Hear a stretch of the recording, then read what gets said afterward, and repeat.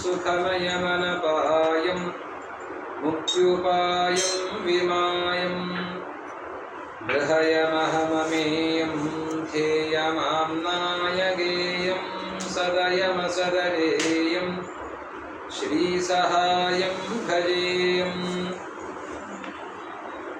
वेदव्यासगुणावासविद्याधीश सदां वश मां निराशङ्गतक्लेशं कुर्वनाशं हरे निशम् विद्वदाद्यः समध्वोद्य प्रोद्यत्प्रद्योदनद्युतिः हृद्यो नवद्यो बुद्धिं मे दद्याच्छुद्धप्रसिद्धिमान् कामधेनुर्यथा पूर्वं सर्वाभीष्टफलप्रदा तथा खलु वादिराजश्रीपादोऽभीष्टदः सताम् यस्वानुभावमखिलश्रुतिसारमेकमध्यात्मदेवमतिदितिर्शतां तमोन्धम् संसारिणां करुणयाः पुराणगुह्यं तं व्याससूनुमुपयामि गुरुं मुनीनाम् दुर्वादिध्वान्तरवये वैष्णवेन्दीवरेन्दवे श्रीराघवेन्द्रगुरवे नमोऽत्यन्तदयालवे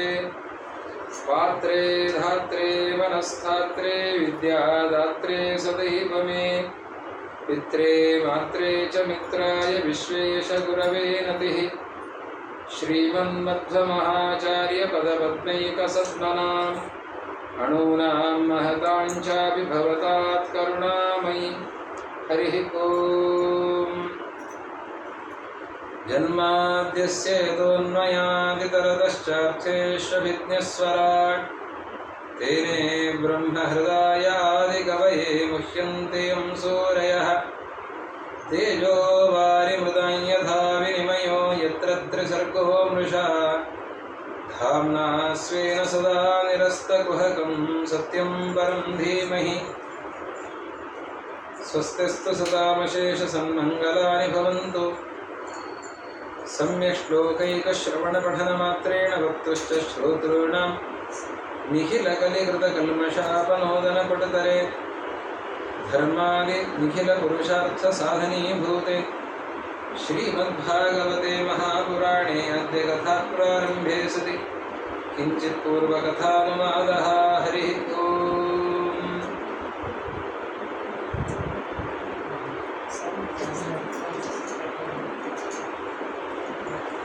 ಶುಕಾಚಾರ್ಯರು ಪರೀಕ್ಷನ್ ಮಹಾರಾಜರನ್ನ ಕುರಿತು ಉಪದೇಶ ಮಾಡುತ್ತಾ ಇರುವ ಶ್ರೀಮದ್ ಭಾಗವತದ ನಿರೂಪಣೆಯನ್ನ ಮೈತ್ರೇಯರು ವಿದುರರಿಗೆ ಹಾಗೂ ಸೂತ ಪುರಾಣಿಕರು ಶೌನಕರಿಗೆ ನಿರೂಪಿಸ್ತಾ ಇದ್ದಾರೆ.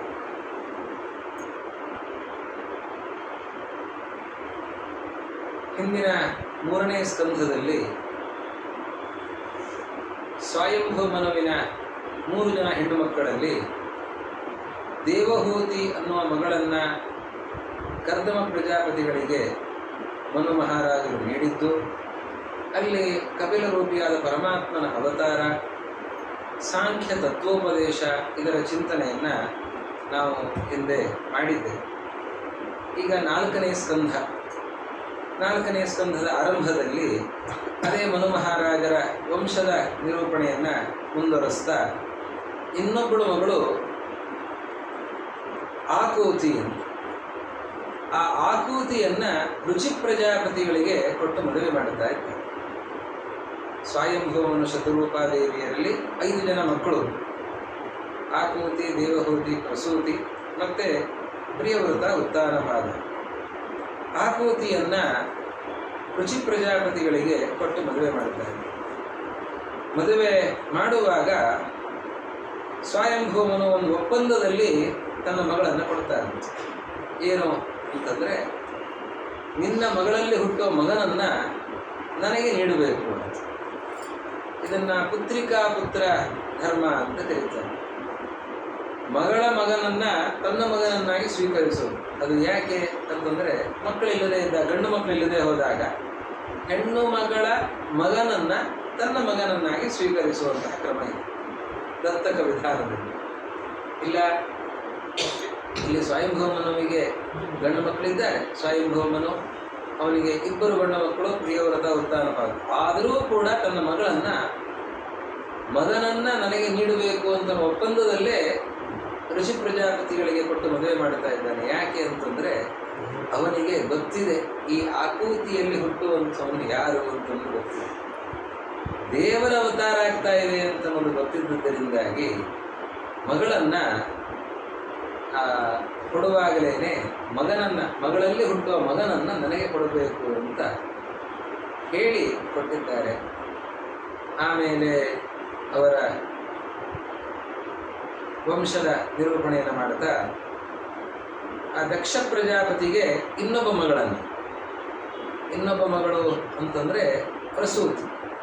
ಆ ಪ್ರಸೂತಿಯನ್ನ ದಕ್ಷ ಪ್ರಜಾಪತಿಗೆ ನೀಡಿದ್ದಾರೆ.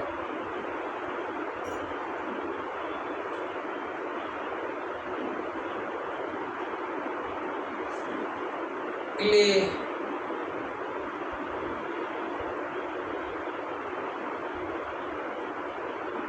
ಮರೀಚಿ ಋಷಿಗಳಿಗೆ ಹಿಂದೆ ನಿರೂಪಣೆ ಮಾಡುವಾಗ ಕರ್ದಮರ ಮಕ್ಕಳು, ಹೆಣ್ಣು ಮಕ್ಕಳು ಕಲಾ ಅವಳನ್ನ ಮರೀಚಿ ಋಷಿಗಳಿಗೆ ಕೊಟ್ಟಿದ್ದಾರೆ.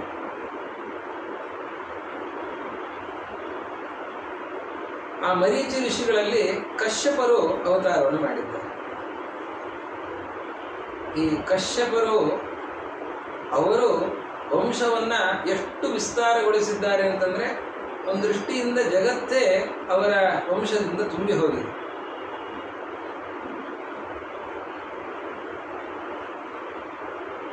ಅತ್ರಿ ಋಷಿಗಳಿಗೆ ಅನುಸೂಯಿಯನ್ನು ಕೊಟ್ಟು ಮದುವೆ ಮಾಡಿದ್ದಾರೆ. ಆ ಅನುಸೂಯಿಯಲ್ಲಿ 3 ಜನ ಮಕ್ಕಳು, ದತ್ತಂ, ದೂರ್ವಾಸಸಂ, ಸೋಮಂ, ಆತ್ಮೇಶ ಬ್ರಹ್ಮ ಸಂಭವಾನ್ ಅಂತ ಹೇಳಿದ್ದಾರೆ. ದತ್ತ ಅಂತಂದ್ರೆ ಸಾಕ್ಷಾತ್ ಪರಮಾತ್ಮನೇ ತನ್ನ ರೂಪವನ್ನು ತಾನೇ ಕೊಟ್ಟಿದ್ದಾರೆ. ಪರಮಾತ್ಮನೇ ಒಂದು ರೂಪದಲ್ಲಿ ಅವತಾರ ಮಾಡಿದ್ದಾರೆ. ರುದ್ರದೇವರು ದುರ್ವಾಸರಾಗಿ ಅವತಾರವನ್ನು ಮಾಡಿದ್ದಾರೆ. ದುರ್ವಾಸಾಹ ಶಂಕರಸ್ಯಾಂಶಃ ಅಂತ. ಇನ್ನು ಚಂದ್ರ ಹುಟ್ಟುವಾಗ ಬ್ರಹ್ಮದೇವರ ಆವೇಶವನ್ನು ಹೊತ್ತು ಬಂದಿದ್ದಾರೆ.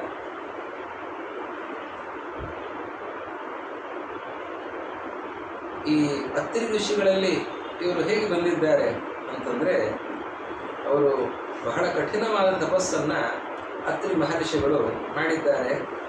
ಒಬ್ಬರೇ ಮಾಡಲಿಲ್ಲ, ಅನಸೂಯಾದೇವಿಯ ಜೊತೆಯಲ್ಲಿ ಅತ್ಯಂತ ಕಠಿಣವಾದ ತಪಸ್ಸನ್ನ ಮಾಡಿದ್ದಾರೆ. 100 ವರ್ಷ ಪ್ರಾಣಾಯಾಮೇನ ಸಂಯಮ್ಯ ಮನೋವರ್ಷ ಶತಂ ಮುನಿಃ.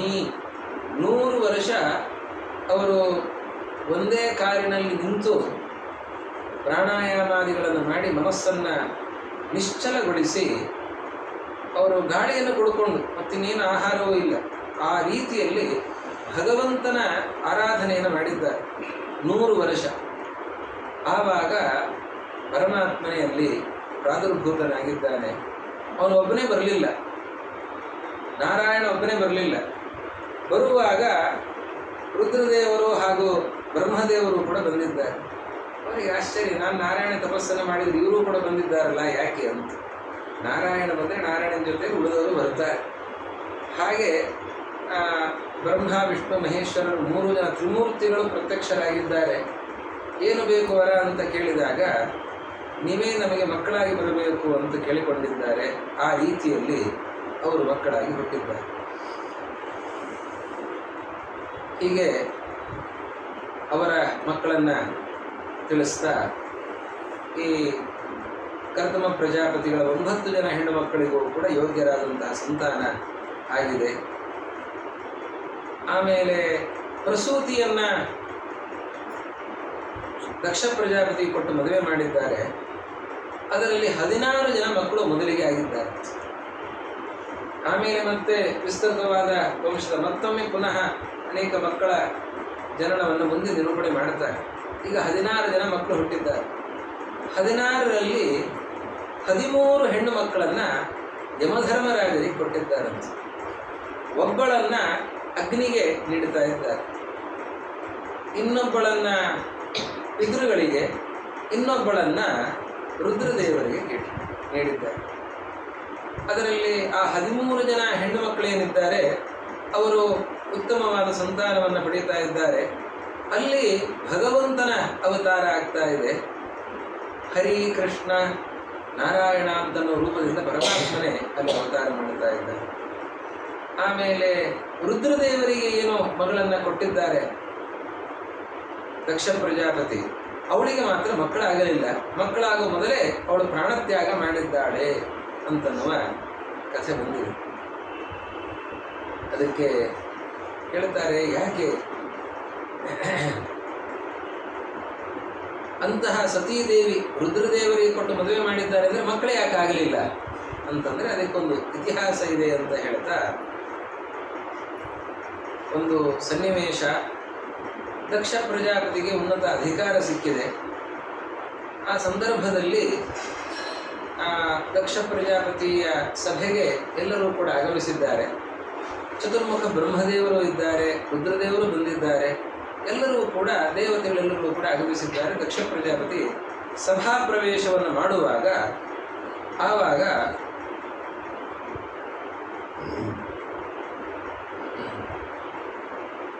ಉದತಿಷ್ಠನ್ ಸದಸ್ಯಾಸ್ತೆ ಸ್ವಧಿಷ್ಣೇಭ್ಯಃ ಸಹಾಗ್ನಯಃ ಋತೆ ವಿರಿಂಚಂ ಶರವಂಚ ತದ್ಭಾಸಾ ಕ್ಷಿಪ್ತ ತೇಜಸಃ. ದಕ್ಷ ಪ್ರಜಾಪತಿ ಸಭಾಮಂಟಪವನ್ನು ಪ್ರವೇಶ ಮಾಡುವಾಗ ಎಲ್ಲರೂ ಎದ್ದು ನಿಂತು ಗೌರವವನ್ನು ಸೂಚಿಸ್ತಾ ಇದ್ದಾರೆ. ಇಬ್ಬರು ಮಾತ್ರ ಏಳಲಿಲ್ಲ ಅಂತ, ಒಂದು ಬ್ರಹ್ಮದೇವರು ಮತ್ತೊಂದು ರುದ್ರದೇವರು, ಇಬ್ಬರು ಏಳಲಿಲ್ಲ. ಮತ್ತೆ ಉಳಿದವರು ಎಲ್ಲರೂ ಕೂಡ ಎದ್ದು ಗೌರವವನ್ನು ಸೂಚಿಸ್ತಾ ಇದ್ದಾರೆ. ಬ್ರಹ್ಮದೇವರು ಏಳಲಿಲ್ಲ ಅಂತಲೂ ಸರಿ, ಯಾಕೆ ಬ್ರಹ್ಮದೇವರು ತಂದೆ, ಆದ್ದರಿಂದಾಗಿ ಅವರು ಹೇಳಬೇಕಾಗಿಲ್ಲ. ಆದರೆ ರುದ್ರದೇವರು ಹೇಳಲಿಲ್ಲ, ಅದು ಅವನಿಗೆ ಅಸಮಾಧಾನ ಆಯಿತು. ದಕ್ಷ ಪ್ರಜಾಪತಿಗೆ ಸಿಟ್ಟು ಬಂತು. ವಾಚ ವಾಚಂ ಚಕ್ಷುರ್ಭ್ಯಾಂ ಅಭಿವೀಕ್ಷ್ಯದ ಹನ್ನಿವ, ಅವನು ನೋಡ್ತಾ ಇದ್ದಾನಂತೆ, ಏನು ಕಣ್ಣಿನಿಂದಲೇ ಸುಟ್ಟು ಬಿಡ್ತಾ ಇದ್ದಾನೋ ಅಂತನ್ನುವ ರೀತಿಯಲ್ಲಿ ನೋಡ್ತಾ ಇದ್ದಾನಂತೆ. ದಕ್ಷ ಪ್ರಜಾಪತಿ ಅಷ್ಟು ಸಿಟ್ಟು ಮಾಡ್ತಾ ಇದ್ದಾನೆ. ಅವನು ಹೇಳ್ತಾನೆ, ಎಲ್ಲರ ಮಧ್ಯದಲ್ಲಿ ರುದ್ರದೇವರನ್ನ ಬಾಯಿಗೆ ಬಂದ ಹಾಗೆ ನಿಂದನೆಯನ್ನು ಮಾಡುತ್ತಾ ಇದ್ದಾನೆ.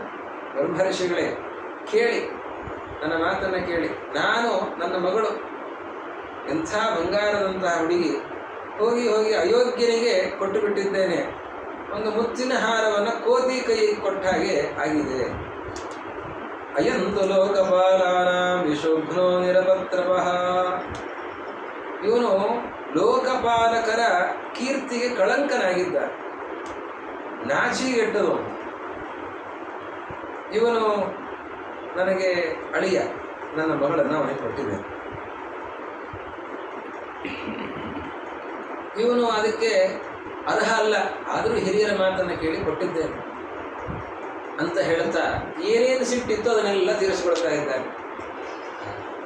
ಇವನು ಸರಿ ಇಲ್ಲ ಅಂತ ಹೇಳಬೇಕಾಗಿದೆ. ದೋಷವನ್ನು ಕಂಡಿದ್ದನ್ನು ಬೇರೆ ಸಂದರ್ಭದಲ್ಲಿ ಹೇಳಲಿಕ್ಕೆ ಅವಕಾಶ ಆಗಿದೆಯಲ್ಲ, ಈಗ ಅವಕಾಶ ಸಿಕ್ಕಿದೆ ಅಂತ ಹೇಳಿ ಎಲ್ಲ ಹೇಳ್ತಾ ಇದ್ದಾರೆ. ಯಾವುದು ಅನುಷ್ಠಾನ ಸರಿ ಇಲ್ಲ, ಅತ್ಯಂತ ಅಮಂಗಳ, ಸ್ಮಶಾನದಲ್ಲಿ ಇರ್ತಾನೆ. ಆ ಹೆಸರು ಹೇಳಿದರೆ ಆಚರಣೆ ಮಾಡಬೇಕು, ಪಾವಿತ್ರ್ಯವನ್ನು ಸಂಪಾದನೆ ಮಾಡಿಕೊಳ್ಬೇಕು, ಅಂತಹ ಕಡೆಯಲ್ಲಿ ಅದನ್ನು ಹೇಳುವಾಗಲೇ ರುದ್ರಭೂಮಿ ಅಂತಲೇ ಹೇಳ್ತಾರೆ. ಆ ರೀತಿಯಲ್ಲಿ ಇರೋದು ಅಮಂಗಳ ಸ್ಥಾನದಲ್ಲಿ. ಆಮೇಲೆ ಎಲ್ಲ ಧರ್ಮ ಕರ್ಮಗಳನ್ನೆಲ್ಲ ಮೀರಿದಂತಹ ವ್ಯಕ್ತಿ. ಇವನು ಹೇಗೇಗೋ ತಿರುಗ್ತಾ ಇರ್ತಾನೆ, ದಿಗಂಬರನಾಗಿ ತಿರುಗ್ತಾನೆ, ಯಾವುದೋ ಚರ್ಮವನ್ನು ಉಟ್ಕೊಂಡು ತಿರುಗ್ತಾನೆ, ಕೂದಲೆಲ್ಲ ಹರ್ಕೊಂಡಿರ್ತಾನೆ, ನಗುತ್ತಾ ಇರ್ತಾನೆ, ಅಳತಾ ಇರ್ತಾನೆ, ಮೈ ಮೇಲೆಲ್ಲ ಬೂದಿ ಬೆಳ್ಕೊಂಡಿರ್ತಾನೆ. ಚಿತಾಭಸ್ಮಕೃತ ಸ್ನಾನ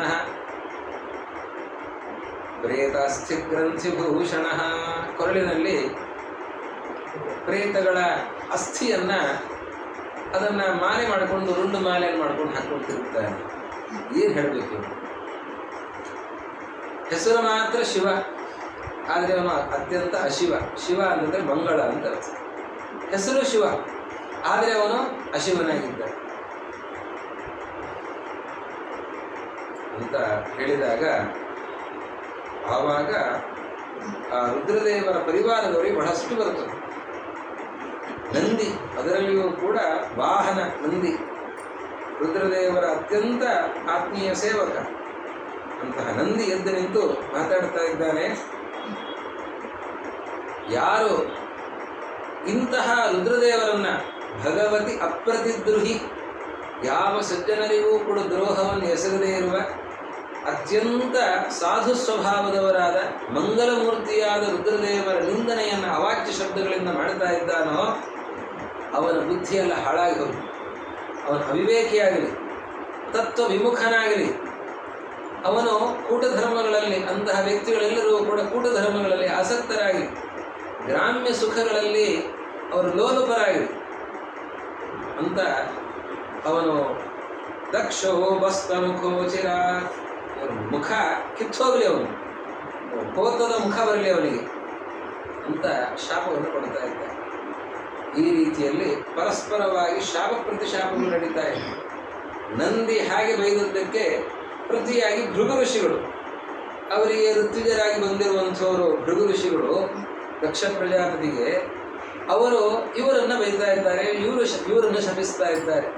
ಯಾರು ರುದ್ರದೇವರ ವ್ರತವನ್ನು ಧರಿಸ್ತಾರೆ ಅವರು ಪಾಷಂಡಿಗಳಾಗಲಿ, ಸಚ್ಛಾಸ್ತ್ರ ವಿರೋಧಿಗಳಾಗಲಿ, ನಷ್ಟ ಶೌಚ ಮೂಢಧಿಯ ಜಟಾ ಭಸ್ಮಾಸ್ಥ್ಯಧಾರಿಣ, ಅವರೂ ಕೂಡ ಶೌಚಾಚಾರ ಇಲ್ಲದವರಾಗಿ ಜಟಾ ಭಸ್ಮಗಳನ್ನು ಧಾರಣೆ ಮಾಡಿಕೊಂಡು ಅವರಿರಲಿ ಅಂತ ಅವರು ಇವರನ್ನು ಶಪಿಸ್ತಾ ಇದ್ದಾರೆ. ಹೀಗೆ ಪರಸ್ಪರವಾಗಿ ಶಾಪ ಪ್ರತಿಶಾಪಗಳು ನಡೆದು ಅಲ್ಲಿಗೆ ಸಭಾ ಧ್ವಂಸ ಆಗಿ ಹೋಗಿದೆ. ಅವರೆಲ್ಲರೂ ಕೂಡ ಹೊರಟು ಹೋಗಿದ್ದಾರೆ.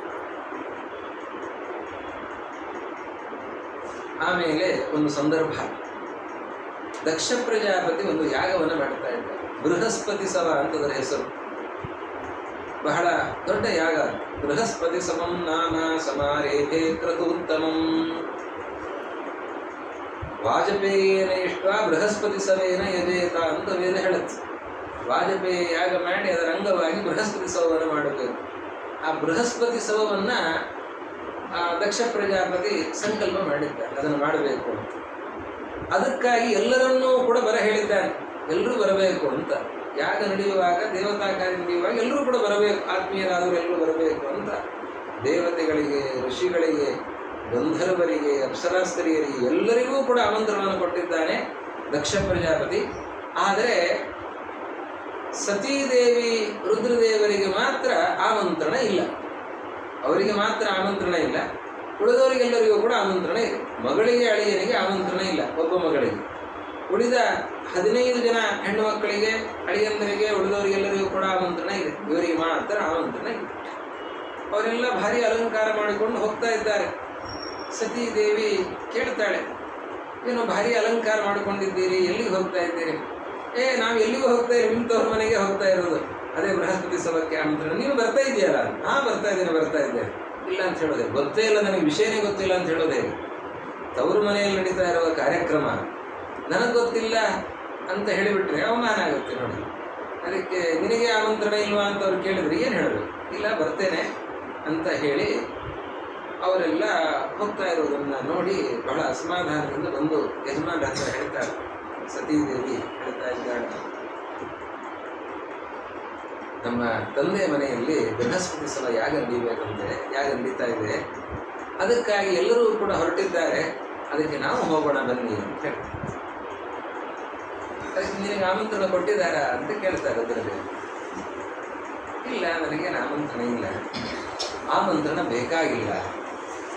ಸತೀದೇವಿ ಹೇಳುವಂತಹ ಮಾತು ತುಂಬ ಅವರಿಬ್ಬರ ಸಂವಾದ, ಸತೀ ಶಿವರ ಸಂವಾದ ಬಹಳ ಚೆನ್ನಾಗಿರುವಂತಹ ಸಂವಾದ. ಆ ಸತೀದೇವಿ ಹೇಳ್ತಾಳೆ, ಆಮಂತ್ರಣ ಬೇಕಾಗಿಲ್ಲ. ಎಲ್ಲಿಗೆ ಆಮಂತ್ರಣ ಬೇಕಾಗಿಲ್ಲ?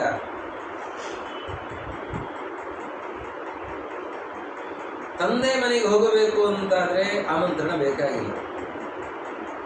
ಅದೇ ರೀತಿಯಲ್ಲಿ ಗುರುವಿನ ಮನೆಗೆ ಹೋಗಬೇಕು ಅಂತಾದರೆ ಆಮಂತ್ರಣ ಬೇಕಾಗಿಲ್ಲ. ಅನಾಹುತ ಅಪ್ಯಭಿಯಾಂತಿ ಸೌಹೃದಾತ್ ಭರ್ತೃ ಗುರೋರ್ದೇಹ ಕೃತಶ್ಚ ಕೇತನಂ. ಗಂಡನ ಮನೆಗೆ ಹೋಗಬೇಕು ಅಂತಾದರೆ, ತವರು ಮನೆಗೆ ಹೋಗಿರುವಂತಹ ಹೆಂಡತಿ ಯಾಕೆ ಇನ್ನೂ ಗಂಡನ ಮನೆಗೆ ಹೋಗಿಲ್ಲ ಅಂದರೆ ನಮ್ಮ ಯಜಮಾನರು ಆಮಂತ್ರಣ ಕೊಟ್ಟಿಲ್ಲ, ಅದಕ್ಕೆ ಹೋಗಿಲ್ಲ ಅಂತ ಹೇಳಿ ಬರ್ತದೆ. ಗಂಡನ ಮನೆಗೆ ಹೋಗಬೇಕು ಅಂದರೆ ಆಮಂತ್ರಣ ಬೇಕಾಗಿಲ್ಲ. ಹಾಗೆ ತಂದೆ ಮನೆಗೆ ಹೋಗಬೇಕು ಅಂತಾದರೆ ಆಮಂತ್ರಣ ಬೇಕಾಗಿಲ್ಲ. ಹೀಗಾಗಿ ತಂದೆ ಕರಿಬೇಕು ಅಂತೇನಿಲ್ಲ, ಏನೋ ಅಚಾತುರ್ಯದಿಂದ ಕರೀದಿಲ್ಲದೆ ಹೋಗಿರಬಹುದು. ಆದರೆ ನಾವು ಹೋಗದೆ ಇರೋದು ತಪ್ಪಾಗುತ್ತೆ, ಹೋಗೋಣ ಅಂತ ಹೇಳ್ತಾರೆ. ಆವಾಗ ರುದ್ರದೇವರು ಹೇಳ್ತಾರೆ, ಇದು ಅಚಾತುರ್ಯದಿಂದ ಆಮಂತ್ರಣ ಕೊಡದೇ ಇದ್ದದ್ದಲ್ಲ, ಉದ್ದೇಶಪೂರ್ವಕವಾಗಿ ಕರೆದಿಲ್ಲ. ಒಂದು ವಿಷಯ ಹೇಳ್ತೇನೆ, ನೀನು ಹೇಳಿದ ಮಾತು ಸತ್ಯ. ಏನು? ಅನಾಹುತ ಅಪ್ಯಭಿಯಾಂತಿ, ಸೌಹೃದ, ಕರೆಯದೇನೆ ಪ್ರೀತಿಯಿಂದ ಹೋಗೋದಿದೆ.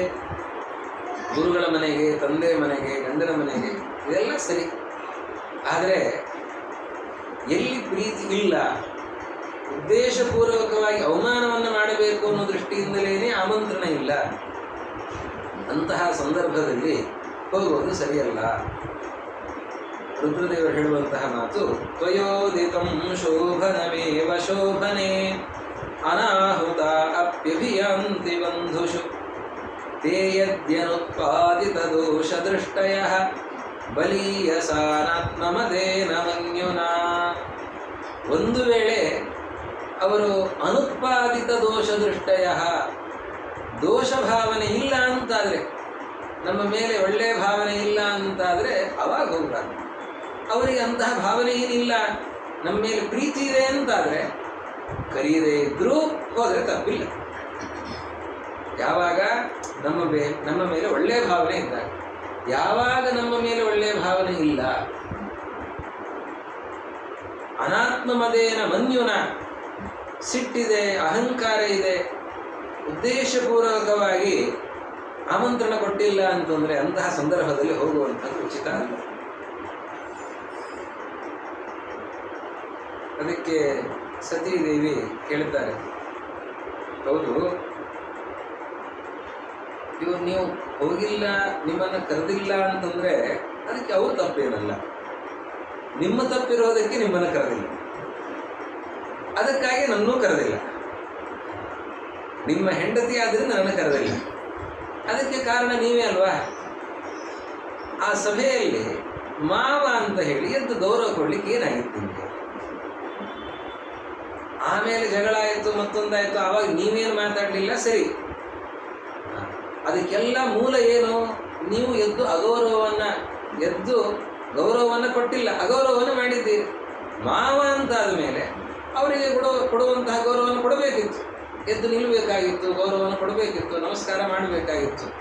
ಅದನ್ನು ಮಾಡದೇನೆ ನೀವು ಸುಮ್ಮನೆ ಕೂತದ್ದು ನಿಮ್ಮ ತಪ್ಪಲ್ವಾ ಅಂತ ಕೇಳ್ತಾ ಇದ್ದಾರೆ ಸತೀದೇವಿ. ಅದಕ್ಕೆ ರುದ್ರದೇವರಂತಾರೆ, ಹೌದು ನೀನು ಹೇಳಿದ್ದು, ಮಾವನಿಗೆ ಎದ್ದು ನಿಲ್ಲಬೇಕು, ಗೌರವ ಕೊಡಬೇಕು, ನಮಸ್ಕಾರ ಮಾಡಬೇಕು ಅಂತನ್ನೋದೆಲ್ಲ ಸರಿ. ಪ್ರತ್ಯುದ್ಗಮ ಪ್ರಶ್ರಯಣಾಭಿವಾದನಂ ವಿಧೀಯತೆ ಸಾಧು ಮಿಥಸ್ಸು ಮಧ್ಯಮೇ ಪ್ರಾಜ್ಞೈಃ ಪರಸ್ಮೈ ಪುರುಷಾಯ ಚೇತಸಾ ಗುಹಾಶಯಾಯೇವ ನ ದೇಹಮಾನಿನೇ. ಎದ್ದೇಳೋದು, ಗೌರವದ ಮಾತುಗಳನ್ನು ಹೇಳೋದು, ನಮಸ್ಕಾರವನ್ನು ಮಾಡೋದು, ಇದನ್ನೆಲ್ಲವನ್ನು ಮಾಡೋದಿದೆಯಲ್ಲ, ಇದರ ಆಂತರ್ಯ ಏನು ತಿಳಿದಿದೆಯಾ? ಯಾಕೆ ಮಾಡಬೇಕು ಅಂತ? ಇದು ಉಚ್ಚ ಅಧಿಷ್ಠಾನದಲ್ಲಿ ದೇವರ ಸನ್ನಿಧಾನ ಇರುತ್ತದೆ. ಇದು ದೇವರಿಗಾಗಿ ಮಾಡುವಂತಹ ಗೌರವ. ಶರೀರಕ್ಕೆ, ಜಡವಾದ ಶರೀರಕ್ಕೆ ಗೌರವ ಅಲ್ಲ, ಯಾರಿಗೋ ಗೌರವ ಅಲ್ಲ. ಗೌರವ ಯಾರಿಗೆ ಅಂತಂದರೆ ಆ ಶರೀರದಲ್ಲಿ ಇರುವಂತಹ ದೇವರಿಗೆ. ಗುಹಾಶಯಾಯೈವ, ಹೃದಯ ಗುಹೆಯಲ್ಲಿ ನೆಲೆಸಿರುವಂತಹ ಪರಮಾತ್ಮನಿಗೆ ಗೌರವವೇ ಹೊರತು ಇನ್ನು ಹೊರಗಡೆ ಇರುವಂತಹ ಚರ್ಮದ ದೇಹಕ್ಕಲ್ಲ. ಮತ್ತು ಆ ಪರಮಾತ್ಮನಿಗೆ ಮಾಡಬಹುದಾಗಿತ್ತಲ್ಲ, ಪರಮಾತ್ಮನಿಗೆ ತಾನೇ ಗೌರವ ಸಲ್ಲಿಸಬೇಕು. ಪರಮಾತ್ಮನಿಂದ ನೀವು ದಕ್ಷ ಪ್ರಜಾಪತಿಯಲ್ಲಿ ನೋಡಿ ಅಲ್ಲೇ ನಮಸ್ಕಾರ ಮಾಡಿದರೆ ಆಗ ಹೋಗ್ತಾ ಇತ್ತು ಅಂತಂದರೆ ಅದಕ್ಕೆ ಮಾಡಲಿಲ್ಲ ಅಂತ. ಏನು ಅಂತಂದರೆ ದಕ್ಷ ಪ್ರಜಾಪತಿಯಲ್ಲಿ ಆವಾಗ ಪರಮಾತ್ಮನ ಸನ್ನಿಧಾನ ಇರಲಿಲ್ಲ. ಯಾಕೆ ಇರಲಿಲ್ಲ ಅಂತಂದರೆ ಎಲ್ಲಿ ಹೃದಯದಲ್ಲಿ ಅಹಂಕಾರ ಮನೆ ಮಾಡಿದೆ ಅಲ್ಲಿ ದೇವರಿರೋದಿಲ್ಲ. ದಕ್ಷ ಪ್ರಜಾಪತಿ ಬರುವಾಗಲೇ ಅಧಿಕಾರ ದೊಡ್ಡದಾಗಿದೆ, ಅಹಂಕಾರ ಹೆಚ್ಚಾಗಿದೆ. ಆದ್ದರಿಂದಾಗಿ ಅಹಂಕಾರದಿಂದ ಬಂದದ್ದರಿಂದಾಗಿ ಆ ಹೃದಯದಲ್ಲಿ ದೇವರ ಸನ್ನಿಧಾನ ಇಲ್ಲ. ದೇವರು ಇದ್ದಾನೆ, ನಿಯಾಮಕನಾಗಿ ಎಲ್ಲ ಕಡೆ ಇರಬೇಕು, ಇದ್ದೇ ಇದ್ದಾನೆ. ಆದರೆ ಸನ್ನಿಧಾನ ವಿಶೇಷ ಇರಬೇಕಾ? ಈಗ ಶಾಲಿಗ್ರಾಮದಲ್ಲಿ ಸನ್ನಿಧಾನ ವಿಶೇಷ, ನದಿಯಲ್ಲಿ ಸನ್ನಿಧಾನ ವಿಶೇಷ, ಸೂರ್ಯಚಂದ್ರರಲ್ಲಿ ಸನ್ನಿಧಾನ ವಿಶೇಷ. ಹಾಗೆ ಹಿರಿಯ ವ್ಯಕ್ತಿಯಲ್ಲಿ ಸನ್ನಿಧಾನ ಇರಬೇಕಲ್ಲ. ಆದರೆ ಸನ್ನಿಧಾನ ಇರೋದಕ್ಕೆ ಅಲ್ಲಿ ಅವಕಾಶ ಇರಲಿಲ್ಲ. ಯಾಕೆ ಅಂತಂದರೆ ಅವನು ಬರುವಾಗಲೇ ಅಹಂಕಾರದಿಂದ ಬರ್ತಾ ಇದ್ದಾರೆ. ಅಹಂಕಾರ ಇದ್ದದ್ದಕ್ಕಾಗಿ ದೇವರ ಸನ್ನಿಧಾನ ಇಲ್ಲ. ದೇವರ ಸನ್ನಿಧಾನ ಇಲ್ಲದರಿಂದಾಗಿ ನಾನು ಅಲ್ಲಿ ನಮಸ್ಕಾರ ಮಾಡಿ, ನನಗೆ ಇನ್ನೂ ದೊಡ್ಡ ಸ್ಥಾನ ಕಾಣಿಸ್ತಾ ಇದೆ. ಬ್ರಹ್ಮದೇವರು ಪಕ್ಕದಲ್ಲಿ ಕೂತಿದ್ದಾರೆ. ಆ ಬ್ರಹ್ಮದೇವರ ಹೃದಯದಲ್ಲಿ ದೇವರು ಕಾಣಿಸ್ತಾ ಇದ್ದಾನೆ. ನಾನು ಅಲ್ಲಿ ಚಿಂತನೆ ಮಾಡ್ತಾ ಇದ್ದೆ. ನನಗೆ ಅಲ್ಲಿ ದೇವರು ಕಾಣಿಸ್ಲಿಲ್ಲ. ಅದಕ್ಕೆ ಅವನು ಎದ್ದು ಬಂದಾಗ, ನಡೆದುಕೊಂಡು ಬರುವಾಗ ನಾನು ಎದ್ದು ಗೌರವವನ್ನು ಕೊಡಲಿಲ್ಲ. ಇದು ಯಾರೇ ಹಿರಿಯ ವ್ಯಕ್ತಿ ಬರುವಾಗ ಎದ್ದು ನಿಲ್ಲಬೇಕು ಅಂತ ಹೇಳ್ತಾರಲ್ಲ. ಯಾಕೆ ಅಂತಂದರೆ ದೇವರ ಸನ್ನಿಧಾನ ಇರ್ತದೆ, ಪ್ರಾಣದೇವರ ಸನ್ನಿಧಾನ ಇರ್ತದೆ. ಆ ದೇವರನ್ನು ಹೊತ್ತು ಅವರು ಬಂದಿರ್ತಾರಂತೆ. ಇನ್ನೊಂದು ಕಡೆ ಒಂದು ಬಹಳ ಸುಂದರವಾದ ಮಾತಿದೆ. ದೇವರ ಸನ್ನಿಧಾನವನ್ನು ಹೊತ್ತು ಜ್ಞಾನಿಗಳು ಬರ್ತಿರ್ತಾರೆ. ಬರುವಾಗ ಆ ದೇವರ ಸನ್ನಿಧಾನವನ್ನು ನೋಡಿ ನಮ್ಮ ಹೃದಯದಲ್ಲಿ ಪ್ರಾಣದೇವರು ಇಡ್ತಾರಲ್ಲ, ಅವರು ಎದ್ದೇಳ್ತಾರಂತೆ. ನಾವು ಎದ್ದರೆ ಅವಾಗೇನಾಗುತ್ತೆ, ಪ್ರಾಣದೇವರು ಜೊತೆಯಲ್ಲಿ ಹೇಳ್ತಾರೆ, ಸರಿ ಹೋಗುತ್ತೆ. ನಾವು ಹೇಳಲಿಲ್ಲ ಅಂತಂದರೆ ಪ್ರಾಣದೇವರು ಹೇಳೋದು ಮಾತ್ರ ಬಿಡಲ್ಲ, ಪ್ರಾಣದೇವರು ಎದ್ದೇ ಹೇಳ್ತಾರೆ. ದೊಡ್ಡವರು ಬಂದಿದ್ದಾರೆ, ದೇವರ ಸನ್ನಿಧಾನ ಬಂದಿದೆ, ಪ್ರಾಣದೇವರು ಎದ್ದೇಳುತ್ತಾರೆ. ನಾವು ಕೂತಿದ್ದೇವೆ, ಪ್ರಾಣದೇವರು ಎದ್ದಿದ್ದಾರೆ ಅಂದರೆ ಏನಾಗುತ್ತೆ? ಆಯುಷ್ಯ ಕ್ಷೀಣ ಆಗ್ತದೆ. ದೊಡ್ಡವರು ಬಂದಾಗ ಎದ್ದೇಳಲಿಲ್ಲ ಅಂತಾದರೆ ಏನಾಗುತ್ತೆ? ಆಯುಷ್ಯ ಕ್ಷಯ ಆಗುತ್ತೆ. ಯಾಕಾಗುತ್ತೆ? ಪ್ರಾಣದೇವರು ಎದ್ದೇಳೋದರಿಂದಾಗಿ ಆವಾಗ ಅಷ್ಟು ಆಯುಷ್ಯ ಕಡಿಮೆ ಆಗುತ್ತೆ. ಅದಕ್ಕಾಗಿ ಯಾರೇ ಹಿರಿಯರು ಬಂದಾಗಲೂ ಕೂಡ ಎದ್ದು ಗೌರವವನ್ನು ಸಲ್ಲಿಸಬೇಕು. ಇಲ್ಲಿ ಏನಾಗಿದೆ? ದೇವರು ಕಾಣಿಸ್ತಾ ಇಲ್ಲ. ಆ ಅಧಿಷ್ಠಾನದಲ್ಲಿ ಅದು ಕಲುಷಿತವಾದ ಅಧಿಷ್ಠಾನ ಆಗಿದೆ, ದೇವರ ಸನ್ನಿಧಾನ ಇಲ್ಲ. ಅದಕ್ಕಾಗಿ ನಾನು ಹೇಳಲಿಲ್ಲ ಅಂತ ರುದ್ರದೇವರು ಹೇಳ್ತಾರೆ. ಅದಕ್ಕೆ ಪಾರ್ವತೀ ದೇವಿ, ಹೌದು ನೀವೆಲ್ಲ ಹೇಳ್ತಾ ಇರುವಂಥದ್ದು ಸರಿಯೇ, ಆದರೆ ಈಗ ತವರು ಮನೆಯಲ್ಲಿ ನಡೀತಾ ಇರುವಂತಹ ಕಾರ್ಯಕ್ರಮ ನಾವು ಹೋಗಲಿಲ್ಲ ಅಂತಾದರೆ ಆವಾಗ ಎಲ್ಲರ ಕಣ್ಣು ಕೂಡ ಬೀಳುತ್ತದೆ, ಯಾಕೆ ಬಂದಿಲ್ಲ? ಹಾಗಾದರೆ ಏನಾಗಿದೆ ಅಂತ ನಮ್ಮಲ್ಲಿ ಇರುವ ಸಣ್ಣ ವೈಮನಸ್ಯವನ್ನು ನಾವಲ್ಲೇ ಸರಿ ಮಾಡ್ಕೊಂಡ್ಬಿಡೋದು ಉಚಿತ. ಈಗ ನಾನು ಹೋಗದೇನೆ ಹೋದರೆ, ನೀವು ಬರದೇನೆ ಹೋದರೆ ಅವಾಗೇನಾಗುತ್ತೆ? ಇದೇ ದೊಡ್ಡ ವಿಷಯ ಆಗಿಬಿಡುತ್ತೆ.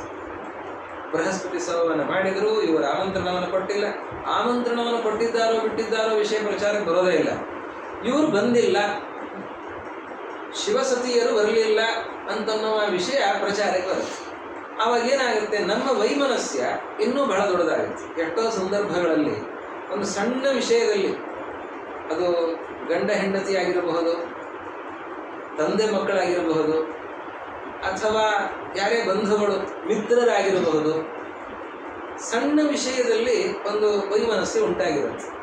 ಅದನ್ನು ಒಬ್ಬರು ಬಗ್ಗೆ ಅದನ್ನು ಪರಿಹಾರ ಮಾಡ್ಕೊಂಡ್ಬಿಟ್ರೆ ಸರಿ ಹೋಗುತ್ತೆ. ಮನೆಯಲ್ಲಿ ಹೆಂಡತಿಯನ್ನು ಹೇಳಿದ್ದಾಳೆ, ಗಂಡನಿಗೆ ಸಿಟ್ಟು ಬಂದಿದೆ, ಆಮೇಲೆ ಅದನ್ನು ಹಾಗೆ ನೀನು ಹಾಗೆ ಹೇಳಿದ್ದೀಯಲ್ಲ ಅಂತ ಅದೇ ಸೇರಿಟ್ಕೊಂಡು ಹೊರಟ್ರೆ ಗಂಡ ಹೆಂಡತಿ ಅವ್ರು ಸರಿಯಾಗಲಿಕ್ಕೆ ಸಾಧ್ಯವೇ ಇಲ್ಲ. ಅಥವಾ ಗಂಡ ಹೇಳಿದ್ದಾನೆ ಅಂತ ಹೆಂಡತಿ ಹಾಗಿದ್ದರೂ ಕೂಡ ಸರಿ ಹೋಗ್ಲಿಕ್ಕೆ ಸಾಧ್ಯವೇ ಇಲ್ಲ. ಕ್ಷಮಿಸಿಬಿಟ್ರೆ ಒಬ್ಬ ವ್ಯಕ್ತಿ, ಅದು ಗಂಡ ಆಗಿರಬಹುದು, ಹೆಣ್ಣಾಗಿರಬಹುದು, ಹೆಂಡತಿ ಆಗಿರಬಹುದು, ತಂದೆ ಆಗಿರಬಹುದು, ಮಗನಾಗಿರಬಹುದು, ಅಥವಾ ಅತ್ತೆ ಆಗಿರಬಹುದು, ಸೊಸೆ ಆಗಿರಬಹುದು, ಯಾರೇ ಒಂದು ವಿಷಯವನ್ನು ಅದನ್ನು ಲೆಕ್ಕಕ್ಕೆ ತಗೊಳ್ಳೋದೇನೆ ಮನ್ನಿಸಿ ಹಾಗೇ ಮುಂದಕ್ಕೆ ಹೊರಟೋಗಿಬಿಟ್ರೆ ಆವಾಗ ಸ್ನೇಹ ಬಂಧ ಚೆನ್ನಾಗಿರುತ್ತೆ. ಇಲ್ಲ ಅಂತಂದರೆ ಹಾಳಾಗಿ ಹೋಗುತ್ತೆ. ಇವತ್ತು ತಂದೆ ಮಗಳಿಗೆ ಉಂಟಾದ ವೈಮನಸ್ಯವನ್ನು ಪರಿಹಾರ ಮಾಡ್ಕೊಳ್ಳೋದು ನಮ್ಮ ಕೈಯಲ್ಲಿದೆ. ನಾವು ಹೋಗಿಬಿಟ್ರೆ ಸರಿ ಹೋಗುತ್ತಲ್ಲ. ನಾವು ಅದೇ ವಿಷಯವನ್ನು, ಅವರು ಆಮಂತ್ರಣ ಕೊಟ್ಟಿಲ್ಲ, ಅವರು ಅವಮಾನ ಮಾಡಿದ್ದು ನೀವು, ಆಮಂತ್ರಣ ಕೊಡೋದೇ ಇದ್ದವರು, ಮುಗಿದು ಹೋಯ್ತಲ್ಲಿ. ಈಗ ನಾವು ಮತ್ತೆ ಹೋಗೋಣ, ಮತ್ತೆ ಅಲ್ಲಿಗೆ ಸರಿ ಮಾಡಿಬಿಡೋಣ. ಅದು ಬಿಟ್ಟು ಅವರು ಆಮಂತ್ರಣ ಕೊಟ್ಟಿಲ್ಲ, ನಾವು ಹೋಗಲ್ಲ, ಹಿಂದೆ ನಾವು ಯಾಗ ಮಾಡಿದಾಗಲೂ ಕೂಡ ಅವರು ಬರಲಿಲ್ಲ ಅಂತ ಮತ್ತೆ ಅದೇ ಮುಂದುವರಿತಾ ಹೋಗುತ್ತೆ. ಹೀಗಾಗಿ ಅದು ಇಬ್ಬರಲ್ಲಿರುವಂತಹ ಆ ಒಂದು ವ್ಯತ್ಯಾಸ ಏನಿದೆ ಅದನ್ನು ಮತ್ತೆ ದೊಡ್ಡದು ಮಾಡ್ತಾ ಹೋಗೋದು ಬೇಡ. ಅದನ್ನು ಅಲ್ಲಿಗೆ ಮುಚ್ಚಿಬಿಡೋಣ.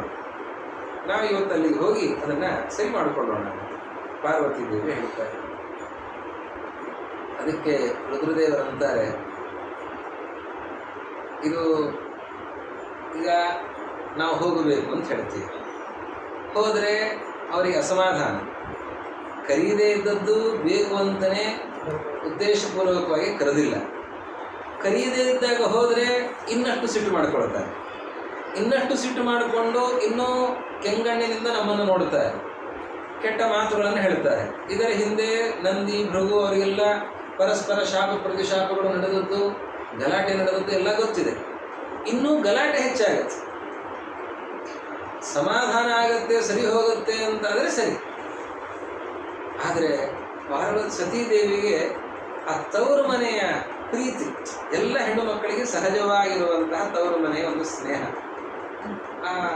ಆ ಮನೆಯನ್ನು ಬಿಟ್ಟು ಬರಲಿಕ್ಕೆ ಸಾಧ್ಯ ಇಲ್ಲ. ಯಾಕಂದರೆ ಬಾಲ್ಯವನ್ನು ಕಳೆದಂತಹ ಮನೆ, ಆ ಮನೆಯ ಮೇಲೆ ಏನೊಂದು ಪ್ರೀತಿ ಇರ್ತದೆ, ಆ ಪ್ರೀತಿಯನ್ನು ಎಂದೂ ಕೂಡ ಕಳೀಲಿಕ್ಕೆ ಸಾಧ್ಯವೇ ಇಲ್ಲ. ಎಷ್ಟು ಜನ ಬಂದಿರ್ತಾರೆ, ಬಂಧುಗಳನ್ನೆಲ್ಲ ನೋಡಬೇಕು, ಅವರನ್ನೆಲ್ಲ ನೋಡಬೇಕು, ಅವ್ರ ಜೊತೆ ಮಾತಾಡಿಸ್ಬೇಕು, ತಾಯಿಯ ಜೊತೆ ಭೇಟಿ ಆಗಬೇಕು, ಅಕ್ಕ ತಂಗಿಯಂದರನ್ನು ನೋಡಬೇಕು, ಅವ್ರ ಜೊತೆ ಮಾತಾಡಿಸ್ಬೇಕು.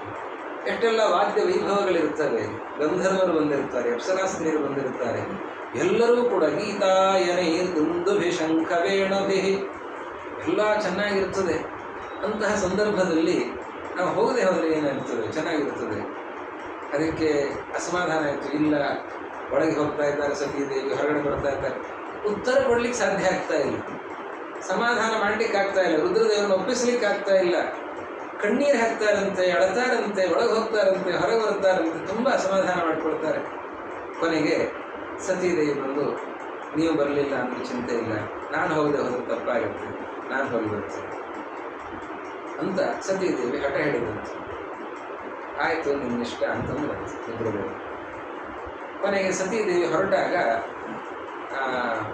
ರುದ್ರದೇವರು ತಮ್ಮ ಪರಿವಾರ ಸಹಚರರನ್ನು ಕರೆದು, ನಂದಿ ಮೊದಲಾದವರನ್ನು ಕರೆದು, ನೀವು ಜೊತೆಗೆ ಹೋಗಬೇಕು ಅಂತ ಕಳಿಸಿಕೊಟ್ಟಿದ್ದಾರೆ. ಅವರೆಲ್ಲರೂ ಕೂಡ ಸತೀದೇವಿಯರನ್ನು ಕರೆದುಕೊಂಡು ಅವರು ಹೋಗ್ತಾ ಇದ್ದಾರೆ. ವಾದ್ಯ ಘೋಷಗಳ ಜೊತೆಯಲ್ಲಿ ಅವರು ಬರ್ತಾ ಇದ್ದಾರೆ. ಸೌಂದರ್ಯ ಸಂಪ್ರಶ್ನ ಸಮರ್ಥ ವಾರ್ತಯ ಮಾತ್ರ ಚ ಮಾತೃಶ್ವಸೃಭಿಶ್ಚ ಸಾದರಂ. ಎಲ್ಲರೂ ಕೂಡ ಬಂದಿದ್ದಾರೆ.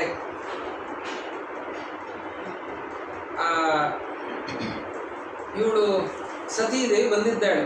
ಸತೀದೇವಿ ಬಂದ ಕೂಡಲೇ ಎಲ್ಲರೂ ಪರಸ್ಪರ ಮಾತಾಡಿಕೊಳ್ತಾ ಇದ್ದಾರೆ, ಮಾತುಕತೆಗಳು ನಡೀತಾ ಇವೆ. ಆದರೆ ತಾಯಿ ಮಾತಾಡಲಿಲ್ಲಂತ.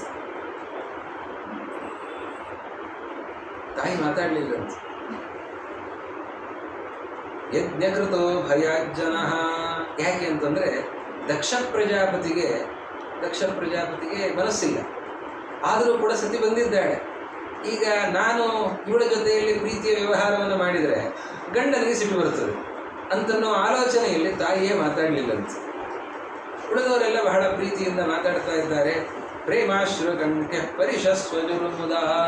ಭಾರಿ ಪ್ರೀತಿಯಿಂದ ಒಬ್ಬರನ್ನೊಬ್ಬರು ಆಲಿಂಗನ ಮಾಡಿಕೊಂಡು ಮಾತಾಡ್ತಾ ಇದ್ದಾರೆ. ಆ ಸಂಭಾಷಣೆ ಎಲ್ಲ ಹೇಗಿತ್ತು ಅಂತ ಹೇಳ್ತಾರೆ. ಬಂದಾಗ ಬಂದು ಕೂಡಲೇ ಚೆನ್ನಾಗಿ, ಸೀರೆ ಚೆನ್ನಾಗಿದೆ, ನೀ ಅಲಂಕಾರ ಚೆನ್ನಾಗಿ ಮಾಡ್ಕೊಂಡಿದ್ದೀಯಾ ಅಂತ ಹೇಳಿ ಸೌಂದರ್ಯ ಸಂಪ್ರಶ್ನ ಸಮರ್ಥವಾರ್ತಯ ಅಂತ ಮೊದಲಿಗೆ ಆ ರೀತಿಯ ಸಂಭಾಷಣೆ, ಆ ಸ್ತ್ರೀಯರು ಎಲ್ಲ ಸೇರಿಕೊಂಡಾಗ ಆ ರೀತಿಯ ಮಾತುಕತೆಗಳು ನಡೀತಾ ಇವೆ. ಮನೆ ವಾರ್ತೆಗಳನ್ನೆಲ್ಲ ಮಾತಾಡ್ತಾರೆ. ಹಾಗೆ ನಡೆದಿದೆ. ಅಲ್ಲಿ ತಂದೆ ಗೌರವಿಸಲಿಲ್ಲ. ಅಲ್ಲಿ ಆಸನವನ್ನು ಇನ್ನೊಬ್ಬರು ಕೊಟ್ಟರೂ ಕೂಡ ಆ ಸತೀದೇವಿ ಆಸನವನ್ನು ಸ್ವೀಕಾರ ಮಾಡಲಿಲ್ಲ ಅಂತ. ಯಾಕೆ ಅಂತಂದರೆ ತಂದೆ ಆಸನವನ್ನು ನೀಡಲಿಲ್ಲ, ತಂದೆ ಕುತುಕು ಅಂತಲೂ ಹೇಳಲಿಲ್ಲ. ಆದ್ದರಿಂದಾಗಿ ಸತೀದೇವಿ ಅಲ್ಲಿ ಆ ಆಸನದಲ್ಲಿ ಕೂಡಲಿಲ್ಲ ಅಂತ. ಇನ್ನೊಬ್ಬರು ಆಸನವನ್ನು ತಂದಿಟ್ಟರೂ ಕೂಡ ಅವರು ಸತೀದೇವಿಯಲ್ಲಿ ಕೂಡಲಿಲ್ಲ. ಯಾಗ ನಡೀತಾ ಇದೆ. ಯಾಗ ನಡೆಯುವಾಗ ಗಂಭೀರವಾಗಿ ಸತೀದೇವಿ ಕೂತಿದ್ದಾರೆ. ಯಾಗದಲ್ಲಿ ರುದ್ರದೇವರಿಗೆ ಆಹುತಿಯನ್ನು ನಡೀಬೇಕು. ಆ ಆಹುತಿಯ ಸಂದರ್ಭದಲ್ಲಿ ರುದ್ರದೇವರಿಗೆ ಆಹುತಿಯನ್ನು ಹಾಕುವ ಮೊದಲೇ ನಿರ್ಬಂಧವನ್ನು ಹಾಕಿದ್ದಾರೆ. ರುದ್ರದೇವರಿಗೆ ಆಹುತಿಯನ್ನು ನೀಡಬಾರದು ಅಂತ ಋತ್ವಿಜರಿಗೆ ದಕ್ಷ ಪ್ರಜಾಪತಿ ನಿರ್ಬಂಧವನ್ನು ಹೇರಿದ್ದಾರೆ. ರುದ್ರಾಯ ಪಶುಪತಯೇ ಸ್ವಾಹ ಅಂತ ಆಹುತಿ ಕೊಡಬೇಕು. ಆಹುತಿ ಕೊಡೋದಕ್ಕೆ ನಿರ್ಬಂಧ ಇದೆ ದಕ್ಷ ಪ್ರಜಾಪತಿಯದ್ದು, ಕೊಡೋ ಹಾಗಿಲ್ಲ ಅಂತ. ಅವರು ಆ ಹೊತ್ತು ಬಂದಾಗ ದಕ್ಷ ಪ್ರಜಾಪತಿಯನ್ನು ನೋಡಿ ಮುಂದುವರಿಯಲಿ ಅಂತ ಹೇಳಿದ್ದಂತೆ ದಕ್ಷ ಪ್ರಜಾಪತಿ. ರುದ್ರದೇವರಿಗೆ ಆಹುತಿಯನ್ನು ನೀಡದೇನೆ ಮುಂದಿನ ಆಹುತಿಗೆ ಹೋಗಿದ್ದಾರಂತೆ.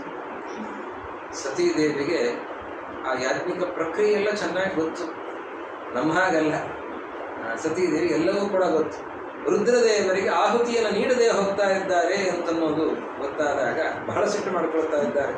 ಅರುದ್ರ ಭಾಗಂ ತಮವೇಕ್ಷ್ಯ ಚಾಧ್ವರಂ ಪಿತ್ರಾ ಚ ದೇವೇ ಕೃತ ಹೇಳನಂ ವಿಭೌ. ತಮ್ಮ ಯಜಮಾನರಿಗೆ ಮಾಡುತ್ತಾ ಇರುವಂತಹ ಅವಮಾನ ಇದು ಸಾಮಾನ್ಯವಾದಂಥದ್ದಲ್ಲ. ಇದು ದೇವಹೇಳನ, ಇದು ದೇವತೆಗಳಿಗೆ ಮಾಡುತ್ತಾ ಇರುವಂತಹ ಅಪಚಾರ. ಸಿಟ್ಟು ಮಾಡಿಕೊಳ್ತಾ ಇದ್ದಾಳೆ. ಎಂಥ ಸಿಟ್ಟು ಅಂತಂದರೆ ಕಣ್ಣು ಕೆಂಪಾಗಿದೆ ಅಂತೆ. ಸತೀದೇವಿ ನಿಂದನೆಯನ್ನು ಮಾಡ್ತಾ ಇದ್ದಾಳೆ. ಕಣ್ಣು ಎಷ್ಟರ ಮಟ್ಟಿಗೆ ಕೆಂಪಾಗಿದೆ ಅಂತಂದರೆ ಆ ಕೆಂಗಣ್ಣಿನಿಂದ ಲೋಕಗಳನ್ನೇ ಸುಟ್ಟು ಹಾಕುವಷ್ಟು ಸಿಟ್ಟು ಮಾಡಿಕೊಳ್ತಾ ಇದ್ದಾಳೆ ಸತೀದೇವಿ. ಆ ತಂದೆಯನ್ನ ಬೈತಾ ಇದ್ದಾಳೆ. ಅಯೋಗ್ಯ ನೀನು ಅಂತ ಹೇಳ್ತಾ, ನಯಸ್ಯ ಲೋಕೇಸ್ತ್ಯತಿಶಾಯ ನಃ ಪ್ರಿಯಸ್ತಥಾ ಪ್ರಿಯೋ ದೇಹವೃತಾಂ ಪ್ರಿಯಾತ್ಮನಃ ತಸ್ಮಿನ್ ಸಮಸ್ತಾತ್ಮನಿ ಮುಕ್ತ ವೈರಕೇ ಋತೆ ಭವಂತಂ ಕಥಮಃ ಪ್ರದೀಪಕಃ. ಯಾವ ವ್ಯಕ್ತಿಯನ್ನ ಎಲ್ಲರೂ ಕೂಡ ತಲೆ ಎತ್ತಿ ನೋಡಬೇಕು ಅಂತಹ ಎತ್ತರದ ಸ್ಥಾನದಲ್ಲಿರುವಂತಹ ಮಹಾರುದ್ರದೇವರು, ಅವರ ವ್ಯಕ್ತಿತ್ವ ಎಂಥದ್ದು. ಎಲ್ಲರಿಗಿಂತ ಎತ್ತರದಲ್ಲಿರುವಂತಹ ದೇವತೆ, ಅವರು ಎಲ್ಲರನ್ನೂ ಸಮವಾಗಿ ನೋಡುವಂತಹ ಪ್ರಾಣಿ ಪ್ರಪಂಚವನ್ನು ಅಷ್ಟು ಚೆನ್ನಾಗಿ ನೋಡುವಂತಹ ಅಷ್ಟು ಶುದ್ಧವಾದ ಮನಸ್ಸಿನ ವ್ಯಕ್ತಿ, ಯಾರನ್ನೂ ಕೂಡ ದ್ವೇಷಿಸುವ ವ್ಯಕ್ತಿಯಲ್ಲ, ಪ್ರೀತಿಯಿಂದ ಕಾಣುವಂತಹ ವ್ಯಕ್ತಿ, ಎಲ್ಲರಿಗೂ ನಿಯಾಮಕರಾಗಿರುವ ಮನೋಭಿಮಾನಿಗಳು, ಮನಃಪ್ರೇರಕರಾಗಿರುವಂತಹ ಅಂತಹ ಮಹರುದ್ರ ದೇವರಿಗೆ ನೀನು ಅವಮಾನವನ್ನು ಮಾಡ್ತಾ ಇದ್ದೀ ಅಂತಂದರೆ, ನಿನ್ನ ಹೊರತಾಗಿ ಅಂತಹ ರುದ್ರದೇವರನ್ನು ನಿಂದನೆ ಮಾಡುವಂತಹ ವ್ಯಕ್ತಿ, ಅವರನ್ನು ಅವಮಾನಿಸುವಂತಹ ವ್ಯಕ್ತಿ ಪ್ರಪಂಚದಲ್ಲಿ ಇನ್ಯಾರಿದ್ದಾರೆ ಅಂತ ಸಿಟ್ಟು ಮಾಡುತ್ತಾ, ನಿಂದನೆಯನ್ನು ಮಾಡುತ್ತಾ ಆ ರುದ್ರದೇವರ ಮಹಿಮೆಗಳನ್ನೆಲ್ಲ ಹೇಳ್ತಾ ಇದ್ದಾರೆ ಸತೀದೇವಿ. ಇಂತಹ ರುದ್ರದೇವರನ್ನು ನಿಂದನೆ ಮಾಡ್ತಾ ಇದ್ದಿ, ಇಂತಹ ರುದ್ರದೇವರಿಗೆ ಅಪಚಾರವನ್ನು ಮಾಡಿದ್ದಿ, ಇಲ್ಲಿ ನೀನು ಯಾಗದಲ್ಲಿ ಆಹುತಿಯನ್ನು ನೀಡಲಿಲ್ಲ, ಅವಮಾನವನ್ನು ಮಾಡುತ್ತಾ ಇದ್ದಿ. ಆದ್ದರಿಂದ ಇಂತಹದ್ದನ್ನು ನೋಡಿ ನಾನು ಸಹಿಸಲಾರೆ, ನಾನು ಈ ರುದ್ರದೇವರಿಗಾದ ಅವಮಾನವನ್ನು ನೋಡಿ ನಾನು ಸಹಿಸಲಾರೆ, ನಾನಿಲ್ಲೇ ದೇಹತ್ಯಾಗ ಮಾಡುತ್ತೇನೆ ಅಂತ. ಆಮೇಲೆ ಇನ್ನೊಂದು ಮಾತನ್ನು ಹೇಳ್ತೇನೆ, ನಾನು ದೇಹತ್ಯಾಗ ಮಾಡಿದರೆ ಮತ್ತೆ ನನ್ನ ಶರೀರಕ್ಕೆ ಈ ದಕ್ಷ ಪ್ರಜಾಪತಿ ಅಂತ್ಯ ಸಂಸ್ಕಾರವನ್ನು ಮಾಡುತ್ತಾನೆ, ಅದು ಸರಿಯಲ್ಲ. ದಕ್ಷ ಪ್ರಜಾಪತಿ ನನ್ನ ಶವವನ್ನು ಮುಟ್ಟಬಾರದು, ಅದಕ್ಕೆ ನಾನು ಹಾಗೆ ದೇಹತ್ಯಾಗವನ್ನು ಮಾಡ್ತೇನೆ ಅಂತ ಅದೇ ಯಾಗಶಾಲೆಯಲ್ಲಿ ಸತೀದೇವಿ ಪದ್ಮಾಸನದಲ್ಲಿ ಕುಳಿತುಕೊಂಡು ಯೋಗ ಮಾರ್ಗದಿಂದ ಅವರು ದೇಹದಿಂದ ಸುಷುಮ್ನಾ ನಾಡಿಯ ಮುಖಾಂತರ ಜೀವವನ್ನು ತಂದು ಬ್ರಹ್ಮನಾಡಿಯ ಮುಖಾಂತರ ಹೋಗ್ತಾ ದೇಹಕ್ಕೆ, ಅದು ಬ್ರಹ್ಮನಾಡಿಗೆ ಅದು ಜೀವವನ್ನು ತಂದು ಈ ನೆತ್ತಿಯ ಮಧ್ಯದಿಂದ ಹೋಗ್ತಾರೆ. ಹೋದವರು ಮೋಕ್ಷಕ್ಕೆ ಹೋಗ್ತಾರೆ. ಆದರೆ ಈ ದೇವತೆಗಳ ಲಯಕ್ರಮ ಬೇರೆ, ಮನುಷ್ಯರ ಲಯಕ್ರಮ ಬೇರೆ. ಮನುಷ್ಯರು ಅವರು ದೇಹದಿಂದ ಬೇರೆ ಬೇರೆ ಅವಯವಗಳಿಂದ ಜೀವ ಹೋಗುತ್ತೆ, ಕಣ್ಣಿನಿಂದ, ಮೂಗಿನಿಂದ, ಬಾಯಿಯಿಂದ ಹೇಗೋ ಹೋಗುತ್ತೆ ಜೀವ. ಹಾಗೆ ಹೋಯಿತು ಅಂತಾದರೆ ಸ್ವರ್ಗಾದಿ ಲೋಕಗಳಿಗೆ ಹೋಗ್ತಾರೆ ಅಂತ. ಕೆಲವೊಮ್ಮೆ ಕೆಳಗಿನ ದ್ವಾರಗಳಿಂದಲೂ ಹೋಗೋದಿದೆ. ಹಾಗೆ ಹೋಯಿತು ಅಂತಾದರೆ ನರಕಕ್ಕೆ ಹೋಗಿದ್ದಾರೆ ಅಂತ ಅದು ಸೂಚನೆ ಮಾಡುತ್ತೆ. ಆ ರೀತಿಯಲ್ಲಿ ದೇಹೋತ್ಕ್ರಮಣ ಆಗುವಾಗ, ಜೀವ ಹೋಗುವಾಗ ಹೀಗೆ ಬೇರೆ ಅವಯವದಿಂದ ಹೋಗುತ್ತೆ. ಅದೇ ನೆತ್ತಿಯ ಮಧ್ಯದಿಂದ ಬ್ರಹ್ಮರಂಧ್ರದಿಂದ, ಇದನ್ನು ಬ್ರಹ್ಮರಂಧ್ರ ಅಂತ ಕರೀತಾರೆ, ನೆತ್ತಿಯ ಮಧ್ಯ. ಅದು ಆ ದೇಹದಲ್ಲಿ ಸುಷುಮ್ನಾ ಅಂತನೋ ಒಂದು ನಾಡಿ ಇದೆ, ಬಹಳ ಸೂಕ್ಷ್ಮವಾದಂತಹ ನಾಡಿ. ಅದು ತುಂದಿಯಿಂದ ಆರಂಭ ಮಾಡಿ ಇಲ್ಲಿಯ ನೆತ್ತಿಯ ಮಧ್ಯದ ತನಕ ಇರುವಂತಹ ನಾಡಿ. ನಾವು ಕುಳಿತುಕೊಳ್ಳುವಾಗ ನೆಲಕ್ಕೆ ಯಾವ ಭಾಗ ತಾಗತ್ತೆ ಅಲ್ಲಿಂದ ಆರಂಭ ಆಗುತ್ತೆ ಆ ನಾಡಿ ಅಲ್ಲಿಂದ ಆರಂಭ ಆಗಿ ನೆತ್ತಿಯ ಮಧ್ಯದ ತನಕ ಏಕಪ್ರಕಾರವಾಗಿರುವಂತಹ ನಾಡಿ. ಅದು ಒಂದೇ ನಾಡಿ, ಬಹಳ ಸೂಕ್ಷ್ಮವಾಗಿರುವಂತಹ ನಾಡಿ. ಜೀವನನ್ನ ಆ ನಾಡಿಗೆ ಯೋಗ ಶಕ್ತಿಯಿಂದ ತಗೊಂಡ್ಬರ್ತಾರೆ ಯೋಗಿಗಳು. ತಗೊಂಬಂದು ಆ ನಾಡಿಯಲ್ಲಿ ಪ್ರವೇಶ ಮಾಡಿಸಿ ಅದರ ಮುಖಾಂತರ ಬ್ರಹ್ಮರಂಧ್ರದ ತನಕ ಬಂದು ಮಧ್ಯದಲ್ಲಿ ಮತ್ತೆ ಅಲ್ಲಿಂದ ಕವಲೊಡೆದು ಇನ್ನು ಇಡಾ ಪಿಂಗಳಗಳಿಗೆ ಹೋದರೆ ಮತ್ತೆ ಮೂಗಿನಿಂದಲೂ ಬೇರೆ ಕಡೆಯಿಂದಲೂ ಹೊರಬರುವ ಸಾಧ್ಯತೆ ಇರುತ್ತೆ. ಹಾಗೆ ಆಗದಂತೆ ಬ್ರಹ್ಮರಂಧ್ರದ ತನಕ ಬಂದು ಬ್ರಹ್ಮರಂಧ್ರದಿಂದ ಜೀವ ಮೇಲಕ್ಕೆ ಹೋಗಬೇಕು. ಹಾಗೆ ಜೀವ ಮೇಲಕ್ಕೆ ಹೋಯಿತು ಅಂತಾದರೆ ಆವಾಗ ಮತ್ತೆ ಮರಳಿ ಭೂಲೋಕಕ್ಕೆ ಬರೋದಿಲ್ಲ. ಅವನು ಮತ್ತೆ ಮೇಲಿನ ಲೋಕಗಳಲ್ಲಿ ಜನೋಲೋಕ, ತಪೋಲೋಕ, ಸತ್ಯಲೋಕಗಳಲ್ಲಿ ಇರ್ತಾನೆ. ಎಲ್ಲಿಯ ತನಕ ಅಂತಂದರೆ ಬ್ರಹ್ಮದೇವರ 100 ವರ್ಷ ಮುಗಿಯುವಲ್ಲಿಯ ತನಕ. ನಂತರದಲ್ಲಿ ಬ್ರಹ್ಮದೇವರ ಜೊತೆ ಮೋಕ್ಷಕ್ಕೆ ಹೋಗ್ತಾನೆ. ಮೋಕ್ಷಕ್ಕೆ ಹೋಗೋದಕ್ಕೆ ಕೊನೆಯ ಜನ್ಮ ಬ್ರಹ್ಮನಾಡಿಯ ಸ್ಫೋಟ ಆಗಿ, ಬ್ರಹ್ಮರಂಧ್ರ ಸ್ಫೋಟ ಆಗಿ ಜೀವ ಹೋಯಿತು ಅಂತಾದರೆ ಅದು ಕೊನೆಯ ಜನ್ಮ. ಮತ್ತೆ ಹುಟ್ಟಿಲ್ಲ, ಭೂಮಿಯಲ್ಲಿ ಮತ್ತೆ ಹುಟ್ಟಿಲ್ಲ. ಆದರೆ ಪಾರ್ವತೀದೇವಿ, ಸತೀದೇವಿಯು ಕೂಡ ಆ ರೀತಿಯಲ್ಲಿ ಯೋಗ ಮಾರ್ಗದಿಂದ, ಈ ಪರೀಕ್ಷಿತ ರಾಜನ ಕಥೆಯನ್ನು ಹೇಳುವಾಗ ಹಾಗೆ ಹೇಳಿದ್ದಾರೆ, ಪರೀಕ್ಷಿತ ರಾಜ ಆ ಯೋಗ ಮಾರ್ಗದಿಂದ ಶರೀರ ತ್ಯಾಗವನ್ನು ಮಾಡಿಕೊಂಡು ಹೋಗ್ತಾ ಇದ್ದ. ಅದು ಕೊನೆಯ ಜನ್ಮ, ಪರೀಕ್ಷಿತ ರಾಜನ ಕೊನೆಯ ಜನ್ಮ. ಮತ್ತೆ ಜನ್ಮ ಇಲ್ಲ, ಪ್ರಾರಬ್ಧ ಕರ್ಮ ಎಲ್ಲ ಮುಗಿಸಿ ಕೊನೆಯ ಜನ್ಮ ಅದು. ಅದಾದ ಮೇಲೆ ನೇರವಾಗಿ ಮೋಕ್ಷಕ್ಕೆ ಹೋಗು. ಸತೀದೇವಿಯು ಕೂಡ ಹಾಗೆ ಯೋಗ ಮಾರ್ಗದಿಂದ ಶರೀರ ತ್ಯಾಗ ಮಾಡಿ ಮತ್ತೆ ಹಿಮಾಲಯನ ಮಗಳಾಗಿ ಪಾರ್ವತಿಯಾಗಿ ಅವತಾರ ಮಾಡ್ತಾ ಇದ್ದಾರಲ್ಲ. ಅದು ಹೇಗೆ ಅಂತಂದರೆ, ಮನುಷ್ಯರಿಗೂ ದೇವತೆಗಳಿಗೂ ವ್ಯತ್ಯಾಸ ಇದೆ. ಮನುಷ್ಯರು ಬ್ರಹ್ಮರಂಧ್ರದಿಂದ ಹೋದರು ಅಂತಾದರೆ ಮತ್ತೆ ಹಿಂತಿರುಗಿ ಬರೋದಿಲ್ಲ. ಆದರೆ ಮೋಕ್ಷಕ್ಕೆ ಹೋಗುವ ದಾರಿ ಅದು. ಮೋಕ್ಷಕ್ಕೆ ಹೋಗುವಾಗ ಹಾಗೆ ಹೋಗುವಂಥದ್ದು ಮನುಷ್ಯರ ಕ್ರಮ. ದೇವತೆಗಳಿಗೆ ಹಾಗಲ್ಲ. ದೇವತೆಗಳ ಮಾರ್ಗವೇ ಬೇರೆ, ಅವರ ಉತ್ಕ್ರಮಣವೇ ಬೇರೆ. ಅವರು ಹೀಗೆ ಬ್ರಹ್ಮರಂಧ್ರದಿಂದ ಜೀವ ಮೇಲಕ್ಕೆ ಹೋಗೋದಲ್ಲ. ಅವರು ಶರೀರ ಸಹಿತವಾಗಿ ದೊಡ್ಡವರಲ್ಲಿ ಸೇರಿಕೊಳ್ತಾರೆ. ಅದನ್ನು ಲಯ ಅಂತ ಕರೀತಾರೆ.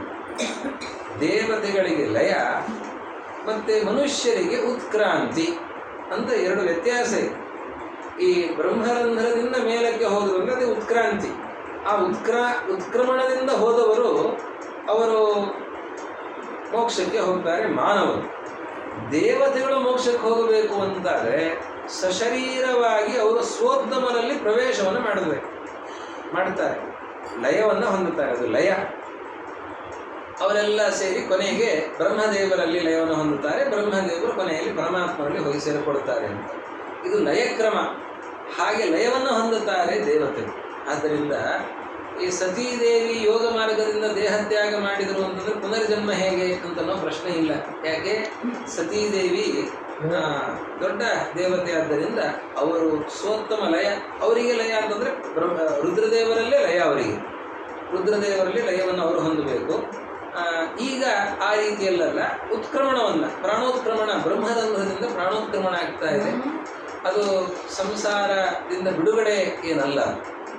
ಆ ರೀತಿಯಿಂದ ಯೋಗ ಮಾರ್ಗದಿಂದ ಬ್ರಹ್ಮರಂಧ್ರಕ್ಕೆ ಬಂದು, ಅದಕ್ಕಾಗಿಯೇ ಸನ್ಯಾಸಿಗಳ ದೇಹತ್ಯಾಗ ಆಗುವ ಕಾಲದಲ್ಲಿ ತಲೆ ಮೇಲೆ, ನೆತ್ತಿಯ ಮೇಲೆ ತೆಂಗಿನಕಾಯಿ ಹೊಡಿತಾರೆ. ಬ್ರಹ್ಮರಂಧ್ರವನ್ನು ಒಡೆದವರು ಹೋಗಿದ್ದಾರೆ ಅಂತ ಆಗಬೇಕು ಅನ್ನೋದಕ್ಕಾಗಿ. ಹೋದ ಮೇಲೆ ಹೊಡೆಯುವಂಥದ್ದು ಬೇರೆ ವಿಷಯ. ಅದೊಂದು ಪಾರಂಪರಿಕ ಅನುಷ್ಠಾನ ಅಷ್ಟೇ. ಆದರೆ ವಾಸ್ತವವಾಗಿ ಬ್ರಹ್ಮರಂಧ್ರದಿಂದ ಹೋದರು ಅಂತಾರೆ. ಸನ್ಯಾಸ ಅಂತಂದರೆ ಅದು ಬಹಳ ದೊಡ್ಡ ಆಶ್ರಮ ತಾನೆ. ಎಲ್ಲ ಆಶ್ರಮಗಳಿಗಿಂತಲೂ ಸನ್ಯಾಸಿಗಳು ಮಾಡುವಂತಹ ಅನುಷ್ಠಾನ ಮಿಗಿಲಾದದ್ದು. ಅವರ ಚಿಂತನೆ, ಧ್ಯಾನ ಅದೆಲ್ಲವೂ ಕೂಡ ಹೆಚ್ಚಿನದ್ದು. ಆದ್ದರಿಂದ ಪರಮಾತ್ಮನ ಪಾದವನ್ನು ಸೇರುತ್ತಾರೆ ಅಂತನ್ನುವ ಒಂದು ನಂಬಿಕೆ. ಆದರೆ ಹಾಗೇನೋ ಜ್ಞಾನ ಇಲ್ಲದೇನೆ, ಪ್ರಾರಬ್ಧ ಕರ್ಮ ಕ್ಷಯ ಆಗದೇನೆ ಕಾವಿ ಹುಟ್ಟ ಮಾತ್ರಕ್ಕೆ ಮೋಕ್ಷಕ್ಕೆ ಹೋಗ್ತಾರೆ ಅಂತೇನಿಲ್ಲ. ಗೃಹಸ್ಥರಾದವರು ಹೋಗುವುದಿಲ್ಲ ಅಂತಲೂ ಇಲ್ಲ.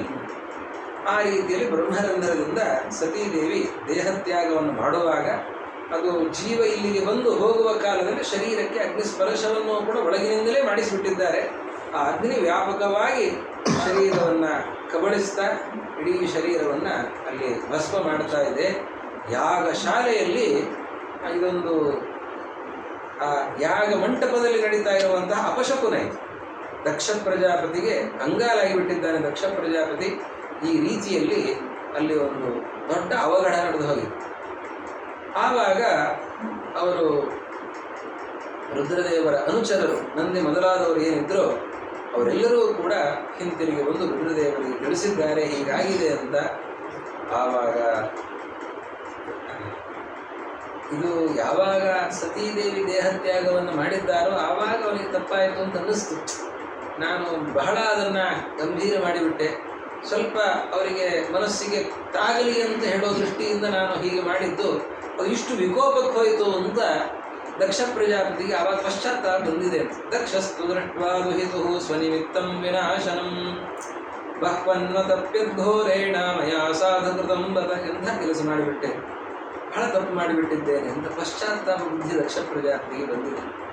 ಧಿಮ್ಮಾಂ ಅವಿಜಿತಾತ್ಮಾನಂ ನಿರ್ಗುಣಂ ನಿರಪತ್ರಂ. ನಾನು ನಾಚಿಕೆಗೇಡಿ, ನನಗೆ ನಾಚಿಕೆ ಇಲ್ಲ, ನನಗೆ ಧಿಕ್ಕಾರ ಇರಲಿ, ಇಂತಹ ತಪ್ಪನ್ನು ಮಾಡಿಬಿಟ್ಟಿದ್ದೇನೆ ಅಂತ ಅವನು ಹೇಳ್ತಾ ಇದ್ದಾನೆ. ಆವಾಗ ಅನೇಕ ಪಾರ್ಷದರು, ರುದ್ರದೇವರ ಪಾರ್ಷದರು, ಶಿವ ಪಾರ್ಷದರು ದಕ್ಷ ಪ್ರಜಾಪತಿಯನ್ನು ಹೊಡೆಯೋದಕ್ಕೆ ಅಂತ ಮುಂದಾಗ್ತಾರೆ. ಆವಾಗ ಭೃಗು ಋಷಿಗಳು ಅವರು ಬಂದು ಹೊಡಿತಾ ಇದ್ದಾರೆ, ಯಜಮಾನನನ್ನು ಹೊಡಿತಾ ಇದ್ದಾರಲ್ಲ. ಋತ್ವಿಜರು ಯಜಮಾನನನ್ನು ನೋಡಿಕೊಳ್ಳೋ ಜವಾಬ್ದಾರಿ ಅವರದ್ದು. ಅದಕ್ಕೆ ದಕ್ಷಿಣಾಗ್ನಿಯಲ್ಲಿ ಯಜ್ಞಘ್ನ ಸೂಕ್ತ ಅಂತ. ಯಜ್ಞಘ್ನ, ಯಜ್ಞವನ್ನು ನಾಶ ಮಾಡುವವರು ಯಾರಿದ್ದಾರೋ ಅವರನ್ನು ನಾಶ ಮಾಡುವಂತಹ ಒಂದು ಮಂತ್ರಗಳಿಂದ ಆಹುತಿಯನ್ನು ಆ ದಕ್ಷಿಣಾಗ್ನಿಯಲ್ಲಿ ನೀಡಿದರೆ ಆವಾಗ ಅವರೆಲ್ಲರೂ ಕೂಡ ಕಂಗಾಲಾಗಿದ್ದಾರೆ. ಅವರಿಗೆ ಅಲ್ಲಿ ಬಂದಿರುವಂತಹ ಸಾವಿರಾರು ಜನ ಋಭು ದೇವತೆಗಳು ಅವರು ಆಯುಧಗಳನ್ನು ಹಿಡಿದುಕೊಂಡು ಬಂದರೆ ಇವರು ದಿಕ್ಕಾಪಾಲಾಗಿ ಹೊರಟು ಹೋಗಿದ್ದಾರೆ ಶಿವನ ಗಣದವರು. ಆಮೇಲೆ ಹೋಗಿ ರುದ್ರದೇವರಿಗೆ ವಿಷಯವನ್ನು ತಿಳಿಸಿದರೆ ರುದ್ರದೇವರು ಸಿಟ್ಟಿನಿಂದ ಆವಾಗ ತಮ್ಮ ಜಟೆಯನ್ನು ನೆಲಕ್ಕೆ ಅಪ್ಪಳಿಸಿದ್ದಾರೆ.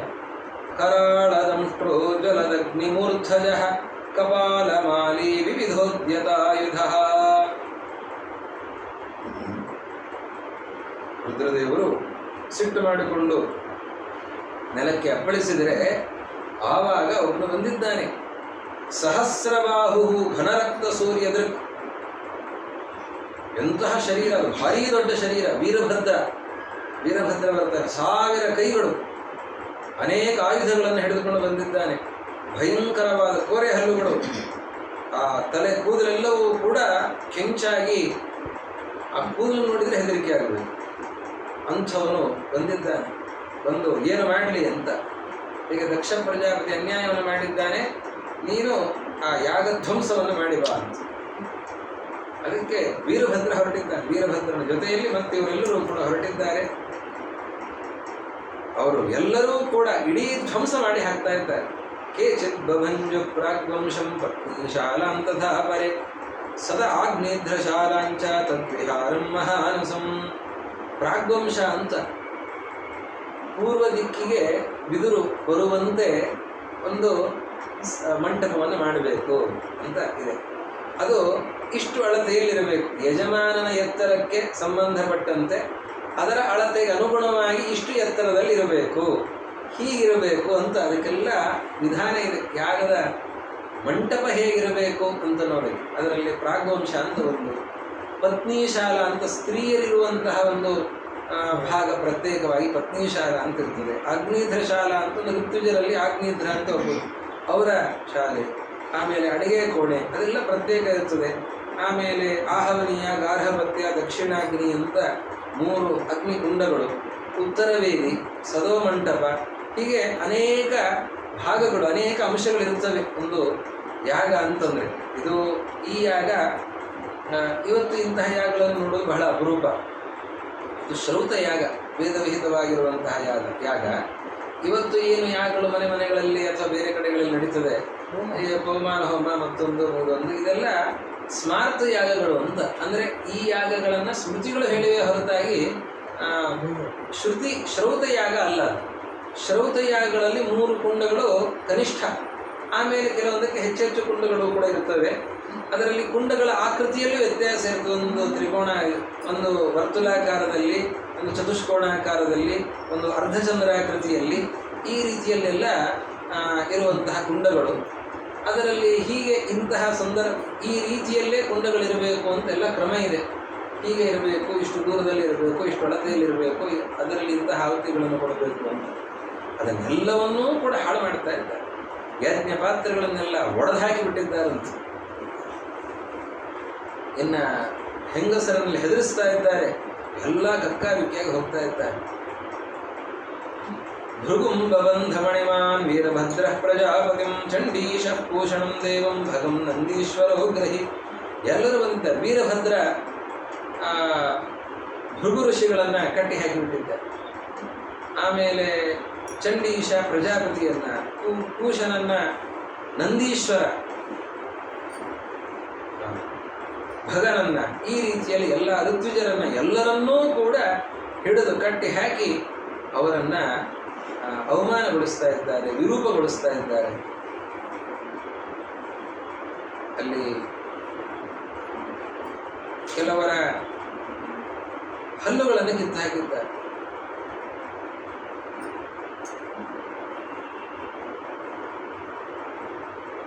ಇನ್ನ ಕೆಲವರದ್ದು ಕಣ್ಣುಗಳನ್ನು ಕಿತ್ತು ಹಾಕಿದ್ದಾರೆ. ಭಗಸ್ಯ ನೇತ್ರೇ ಭಗವಾನ್ ಪತಿತಸ್ಯ ಋಷಾಭುವಿ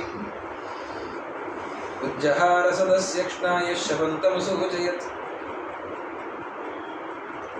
ಕಣ್ಣು ಮಾಡಿ ಮಾಡಿ ಭಗ ಇವರಿಗೆ ಶಾಪ ಕೊಡು, ಇವರಿಗೆ ಇದನ್ನು ಮಾಡು ಅಂತ ಹೇಳಿದ್ದಕ್ಕೆ ಅವರ ಕಣ್ಣನ್ನು ಕಿತ್ತು ಹಾಕ್ತಾ ಇದ್ದಾರೆ.